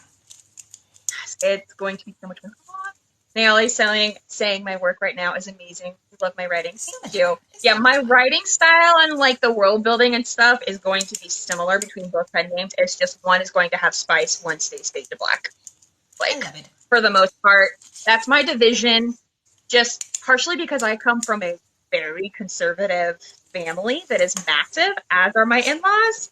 When I say conservative, I mean like they're like all Mormon, and I was raised that way. So I was like, I wanted to keep it simple so that they wouldn't choose. And when I say I come from a large family, my mom has 4 siblings. My husband has 7 siblings. My dad has like 7 siblings. Yeah. Just first cousins on my mom's side, I have more than 100. And those are biological. Okay. Like, so my family's massive. So I was like, my friends and stuff from this. I was like, I wanted to make sure that I had it divided to where they could pick up any book from one pen name and never have to worry about picking up something they didn't want to read. Like, I wanted to be respectful to them in that kind of way. But at the same time, I'm not going to hide the other stuff that I write. But yeah, no, so the reason I decided to write a cozy fantasy was because my last 2 books that I've released, well, not Goddess of the Broken, but Throne of Slumber. Goddess of the Broken is definitely not cozy. It's probably the best book I've ever written, though, at the moment. I think it's the best book I've written. The Cinderella one, though, might be about to give it a run for its money. Anyways, but the second book in my Banneret series, and that one has creme brulee making baby dragons, because I was like, that would be adorable. I really do. And they're orphan little ones. So they're like in this little tavern, and she's like sitting there going like, what is this? And they explain what creme brulee is. And like suddenly you see this little baby dragon pop up and blow fire and create. It's adorable. Anyways, so I was getting like these comments of like, this book is like almost like it has all these cozy elements. And Throne of Slumber, which is my plus size genderment Sleeping Beauty retelling, a lot of the reviews keep, saying that it's very cozy. So I wanted to try seeing if I could write within the confines of cozy fantasy, because there are some it's definitely more limiting. Mm-hmm. So I think I'm probably going to be staying as an author who writes like cozy adjacent. Okay. I will probably be cozy adjacent. You can be their like second cousin. That's okay. You said you had a huge family, and I had to giggle because we have almost the same dynamics because my family's about as large as yours. I was like, you could be Dominican, Jamie. It'll be all good. Or I could be Borman. It's one or the other. I was like, yeah, we have the same ones. Because my mom has like 12 siblings. My dad has 6. I was like, yeah, this is about the same. So yes. Yeah. Okay, huge family. I'm looking at the time. If you're going to go write, we're going to have to wrap it up because you need about a couple hours of sleep. Yeah, you need sleep. I know this is not in your vocabulary. I will not be surprised, honestly, because of the way this book is writing me. You're going to write. If my kid behaves, I will not be surprised if this book, the first draft, is not done, like, within a week. If not, like, 3 or 4 days, honestly. Partially because this book has a, like, 50,000 word cap, and I'm at, like, 37,000 words now. And I'm going to go over. Bound by Honey, I think, is either the longest or second longest book out of the series because I went over. You were so upset because you couldn't write, and you were so beating yourself up that to see you this way is just like exciting and thrilling. I was like, oh, I still don't know what I'm supposed to be writing, so I'm just like, it'll happen. It'll be okay. Katie says she writes fast, and so Envy, let me put it this way. Binge and purge, because there's days she's not going to write, there's days she's going to write a lot. So whatever your pace is, enjoy it and go for it, because it comes and goes.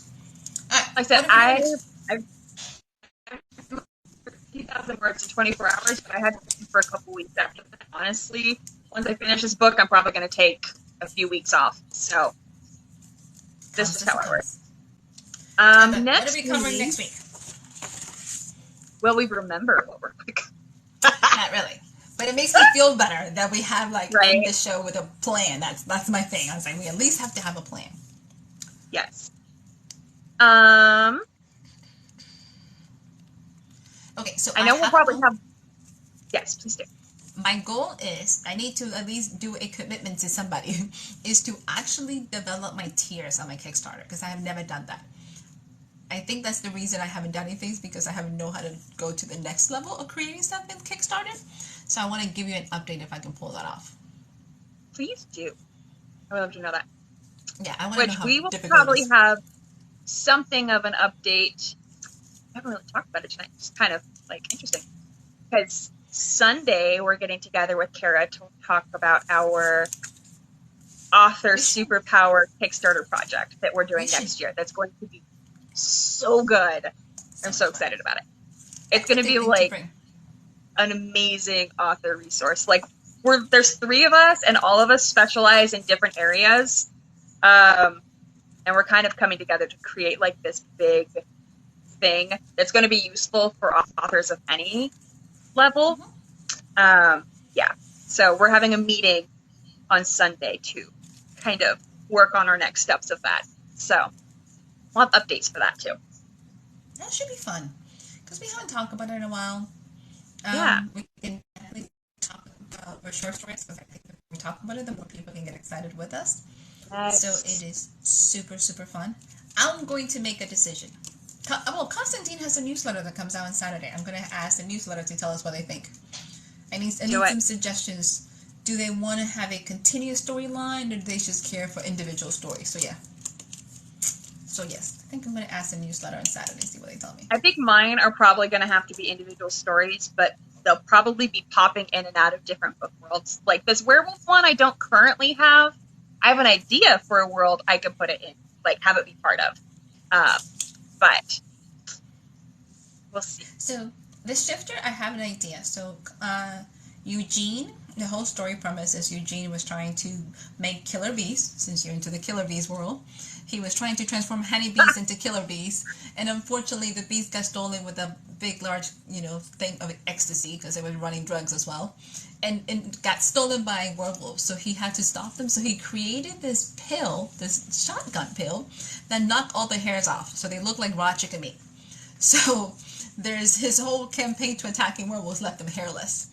So I think I want something with the werewolves like going to complain to the Reaper world about the whole bunch of hairless werewolves that they have that never came back because of their attack. I need to figure out what I can do with this, since I left them hanging for a while. So before we go, I need to ask your opinion. Yes. I have this idea. I did it for Goddess of the Broken a little bit. Okay. But I'm thinking about doing it for Bound by Honey too. But it's not something I see authors do. Would it be weird,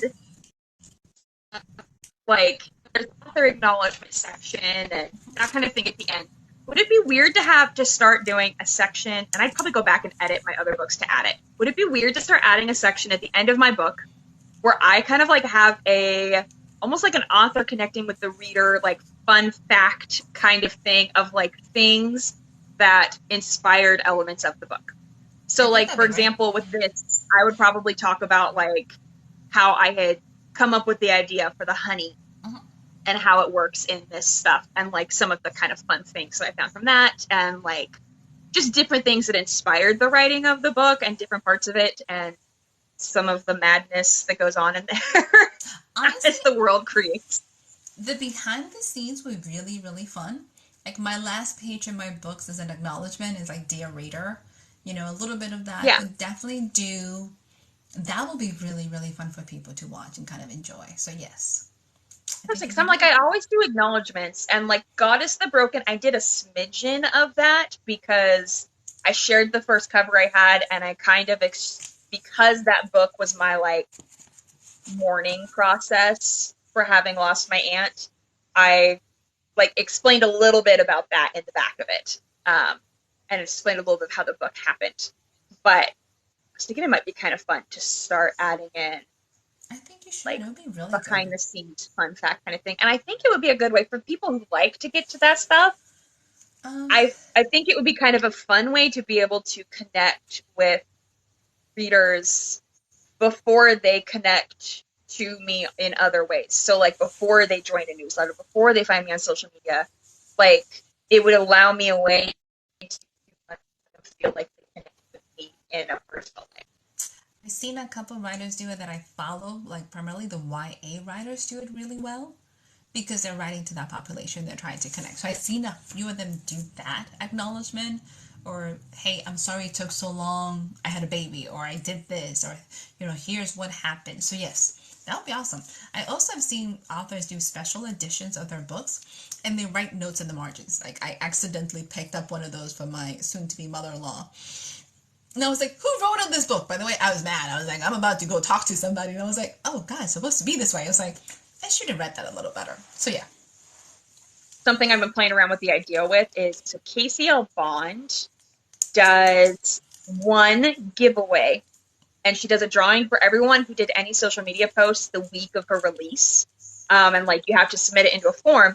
But she goes through a hardback copy of her book and she annotates by hand throughout the book different thoughts and things and like what she was thinking behind the scenes, and like one person wins that book and like swag and stuff. And I've been thinking about maybe doing that as like, especially because I'm the last book releasing, So I'm like, I know probably a good chunk of the book tour people are probably going to be like, by then. So I was thinking it might be kind of fun to kind of That'd be so bump awesome. it back up a little bit Yeah. to offer that. I'm excited to see what you come up with because it's always so out of the box and kind of edgy. So I'm looking forward to see it. I'm loving your videos. I don't know if you realize. You know me, I'm also me and my unique but marketable. look. That's my whole author thing. Unique but marketable, but I'm a hot mess book mama. I One of the things I try to do and getting very good at is sharing everybody's posts. And I don't think I realized many authors don't do that. Like it's very No, they don't. I They're didn't know so afraid of ruining their own brand, and I'm like, meh, whatever. I did not realize that was a thing. Like nobody wants to share, nobody wants to like, nobody wants to comment. I'm like, Keep talking, you can hear you. yeah. So like I don't think I realized and I do it all the time. I'm like, how do you not spread the love for something that you love, especially for a person that you enjoy? So I'm like, Right? why are you not doing that? I'm like, okay, whatever. I don't think I realized I was that out there into like they don't do that. Okay, what did you get? Again, we're like the least competitive authors ever. Like, we're just like, go team, we're good. I started. So, you Why are we know, competing? and I know several people watching this are some of my authors from it. What you got? You know, Operation Author from me last year. Yes. So some of the books are starting to publish, and And I made a video right before I came on here for this and I like started crying. I feel so cheesy. But one of them just released, yeah. and she sent me a copy with like swag, and it was all like pretty wrapped, and like I literally started crying, which is so lame. So if you were not following me last year, Operation Author started as this like idea where I was like, I want to do a nice thing for one person. Yes, oh my first Rachel was part of it with me. Just one person. So Mm-hmm. yeah, so I teamed up. I'm not doing cover design anymore, even though I'm currently working on some stuff for some people to finish out series. But I'm a cover designer as well as an artist. I did that for years before I started publishing, so I could learn marketing and I could start making my own covers. And I teamed up with one of my friends who's an editor, and I teamed up with a friend who is a formatter. And because I like marketing and I like coaching authors and stuff, we decided we were going to do one to like do a thing where one author could win a totally free published book. We would take care of everything for them so they could publish their book. And like, I had over 200 submissions. It was awesome. Well, then I suddenly got this crazy response from volunteers that ended up with over 22. We had 22 authors that ended up getting the stuff to be able to publish their stuff. And the first books are just now starting to publish. This was like last October, something like that, when I pushed this. Yeah. And so yeah, so this just released. It's so good. It's so good. So but there's a whole bunch that are all like lining up now. And it was kind of cool because, yeah, October. So two of them ended up getting we ended up helping them tweak a couple things. And we actually repurposed their packages. We ended up giving them to other authors because they got picked up by traditional publishers with pretty good sized contracts after we helped them tweaked their synopsis and that kind of stuff that went out. And then one was a kid's book that was already published, and they just needed some marketing help and some like direction and like learning that kind of thing. So we did that one. And like, it has been, poor DC has heard me. There's been a few like sort of rough. We had a couple, like I ended up making not just one cover, I ended up making 5 of the covers because I had some cover designers that dropped out. Part of why I have so many books releasing next year is because I ended up spending the money to publish 2 of my books, well actually 3 of my books. The money I had saved for editing, I ended up using that money to pay for editing for a couple of the other books in this instead. But totally worth it as I'm starting to go through and like help people publish these, because a lot of these people never would have.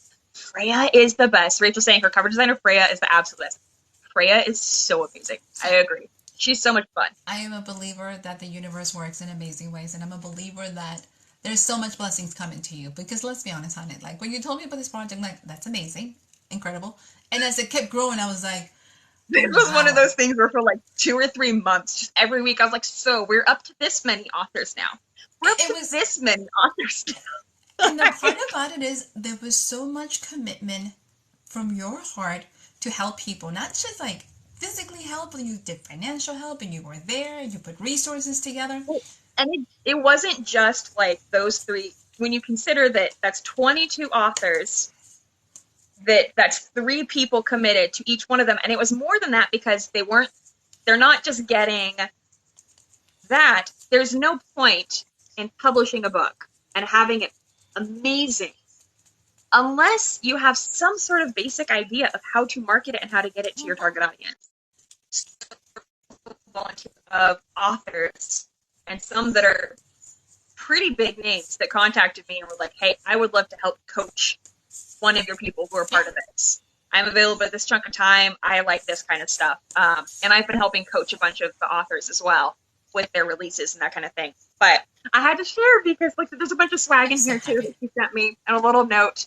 The video is going to go up tomorrow about this one. And like, honestly, I want to talk about everybody who did this. You know, like I want to talk about the books as they're releasing and that kind of stuff. As long as like some of them kind of, you know, they did amazing with their team and they ended up not needing to get back in contact with me. So I'm like finding out later, oh, hey, they just published. But most of them are letting me know so that I can share that kind of thing. But I had to show because I just got this tonight. I was like being all hormonal and crying. Happy you realize is the reason when people are mean to you, I get very upset because they don't know you. And you are so giving and you're so loving. So when people make comments that you know that they don't know you, and you're like, because my heart hurts. I was like, don't mess with my girl. You don't know nothing about this. So it's very frustrating because like the number, like seriously, every single one of the people that had an editor drop out, they like all were messaging me. And we're just like, I'm so sorry. You're going to have to give the rest of my package to somebody else. I just have no way to afford the editing. And I'm like, no, like, we will take care of this. Like, I will let these books wait till next year. We are going to get you published. We are going to do this. And that's like, the part, like, people don't know. Then you wonder why I get mad when people are being to you. I was like... But, so that was actually part of the inspiration because DC saw, like, I'm so glad I did this project. But for months, it, like, took over everything. Especially as the ball was rolling. Like, it took over everything. And so, our short story collections are actually going to be replacing the Operation Author stuff. And so part of it is not only are we releasing, but like we're going to be able to help people build that community. And we're going to let people, like the only thing that we're asking is that it is like fully cleaned up, edited kind of. We can't afford to cover the editing. But that's part of why we're doing it in this sort of way, so that we can kind of help coach people who want the coaching, and we can help build that community, especially over time as more and more books release. We can help people with that. So that's why we're doing the short story collection. So that's why, like I said, we've got the Werewolf Wolf Shifter one that people can submit short stories to. So not only are you getting to release and have like this thing that stays up forever, but like we're also choosing, one of the things that I ran into is because I'm at a point now where Kindle Vella pays to publish everything for me. I was like, I'm so done signing up to publishing things, disappear quickly, and I can't put on Vella first. No, I can't afford to pay for the editing. I cannot afford to pay for all of this stuff without it being on Kindle Vella first and letting it pay for itself. So, like, all of these are able to go up on Kindle Vella before they're submitted. And literally, the only thing we ask is that it not be free anywhere for the first 30 days it releases. That is literally it. Like, easy peasy. After that, we're good. Yeah. Okay. We got things to talk about. It'll be amazing. Yes. Congratulations. Yes. I'm so excited. It's like watching your babies come out. It's like, aw. I know. I was like, oh. I'm so excited. I was like, there's a whole bunch coming out this summer. This summer's going to be so intense. So I'm also very excited that you're back in your marketing mojo because your videos are definitely like high energy intensity. Because I'm like, I know I was only gone for a week. Why do I got 20 videos of you that I haven't seen? I'm like, what is going on here? Like, what is going on? So because I have almost 1,000 people now signed up for Bound by Honey to help me release it. This is about to go down. Okay. I know how to market. And I know how, I mean, literally all this does not cost me anything. And actually, part of why I do the pre-orders for the boxes is because that tiny bit of extra is what pays for my PR boxes. So, like, since I have the pre-orders going in already, like, you know, they're paying for their own boxes. And actually, I will say a bunch of the pre-orders, as long as I can get the books in, I have some of the extra boxes, and I'm already getting extra of the stuff. So the first like chunk of pre-orders are actually going to be getting them the same time as the PR boxes before the book releases. So I think it's like the first, I want to say like the first 15, something like that. The first 15 that are ordered are going to be getting it before it releases along with the PR stuff. So, yeah. Do you need me to do anything in the meantime? Hang out with me on Sunday so we can plan our author super awesome stuff that's going to be coming out next year. So Kara can put us in check. That's what you're trying to say. So she can. I don't know what you're talking about. I'm excited to see what Kara has for us, because Kara is already like, I've got some of this stuff for us, and she's busy. When we say this is going to be an awesome like author resource, I'm excited because we're kind of doing like a whole thing. Most of the time, when you find an author resource, one, it's already outdated, and two, normally it's teaching you something that isn't sustainable. And all three of us are authors who care a great deal about our mental health. So we're putting that as a major focus in this, and we're kind of like building this to be able to help authors of any stage be able to learn how to be an author while keeping their sanity. You know, the biggest pain and fear that you in different ways too. Yeah. Think about all the people that we have met that were killing it. They were doing rapid releases, and then they stopped and dropped. And then they disappeared. Yeah, because nobody can sustain it. And that pressure of trying to live up to that was so hard that I'm like, I would never want that for any creator. No. Well, and that's another thing that we're really focusing on too, is most of the resources that I found when I was looking for it were either focused for pantsers or plotters. Mm-hmm. And there was never both. It was never for anything in between. Like, and I am a planter. I am absolutely someone in between the two. So we're kind of doing this so that it's useful for literally everybody at any level. So yeah, this could be fun. You get some writing. I don't even know why I'm telling you to go to bed. You know you're not going to bed. You're going to go write. I'm going to go to bed. I have a very romantic scene. My characters are like literally falling in love right now. I've got to go write it while the vibe is still there. I'm going to go to bed. Like my villain is getting hit with the feels right now. Oh, that's so funny. Right, you go write. My villain gets the guy. Do it. I finally, like, literally to normal schedule, so by Sunday I should be fully functioning. That's my goal. We'll see if Kara is. She's in the middle of a Kickstarter, so you know she's losing it. She's losing it. So, sweetie, I love you. I have missed you. Come hang out with us again, you guys. Every Thursday night, 9:30 Eastern. We come and we hang out here for like 2 or 3 hours. So you're welcome to pop in and say hi. Hey, we'll do world domination planning every time, so join us. It always turns into that.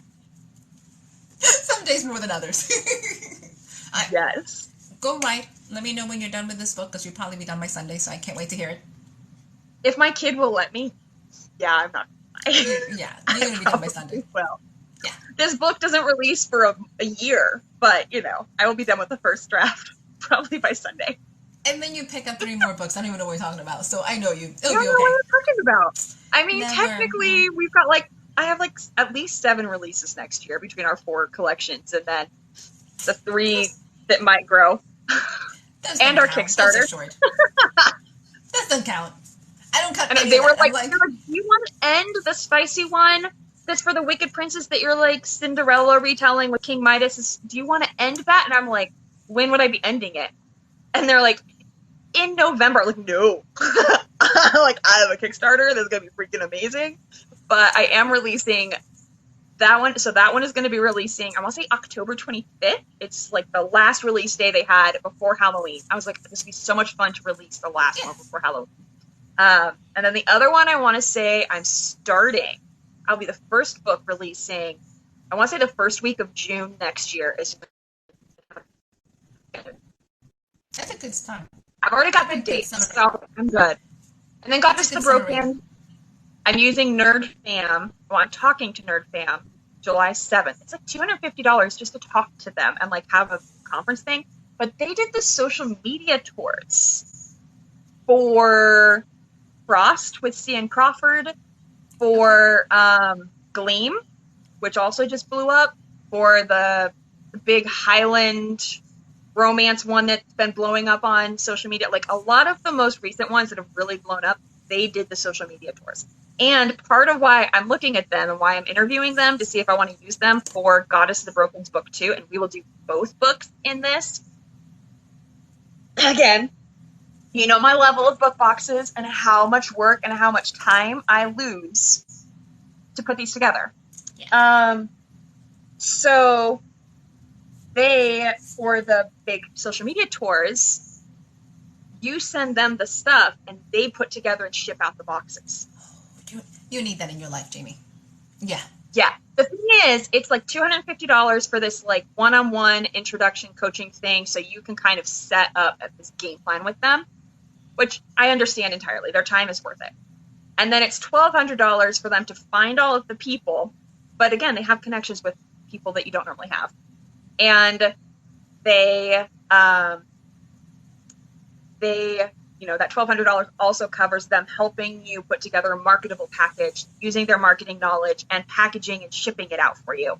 So you also have to pay for, you know, the books going in it and the box and, you know, that kind of thing. But at the same time, when I lose a week, 2 weeks of marketing and work to put together boxes every time I do boxes, it is worth that to me. Yeah. It's absolutely worth that to me. And I feel like I'm at a point right now in my author thing where, like, I feel like I'm just shy of that level up where, like, things bust through. I feel like I'm just shy of that. But don't be wrong. I feel like I know I'm doing amazing for only having been published for just over a year. I am not knocking it. I am, like, so grateful. But I also know, like, so that's why I wanted to hire them. Because, like I said, Goddess the Broken, it's more than a heart book. I know it's marketable. I know it's a really good book. It's got great covers. The second cover is even better than the first. I'm interested to see what you think once you meet with them. Yeah, so it'll be interesting to like talk to them. I'm planning on redoing the art underneath the dust jacket at least. But Goddess the Broken it's never been marketed. It's never had a chance because it had the issue with the editor where it had to cancel the release. Mm-hmm. So all of the marketing I had paid for didn't get used on it. So this book is doing really well for never having been marketed other than and I haven't even been running ads to it. So like other than the random social media posts and occasionally Pinterest, it hasn't been marketed. Yeah. So we will see what happens. Sorry, I should let you sleep. My brain is squirreling. So then you can go to bed. Yes. I need to like get these out. Yes. Put it on paper, then go to bed. And we'll talk on Sunday. Yes. And you guys come hang out with us on Thursday. Love to have you next Thursday. Bye, guys. Jimmy, bye. Bye.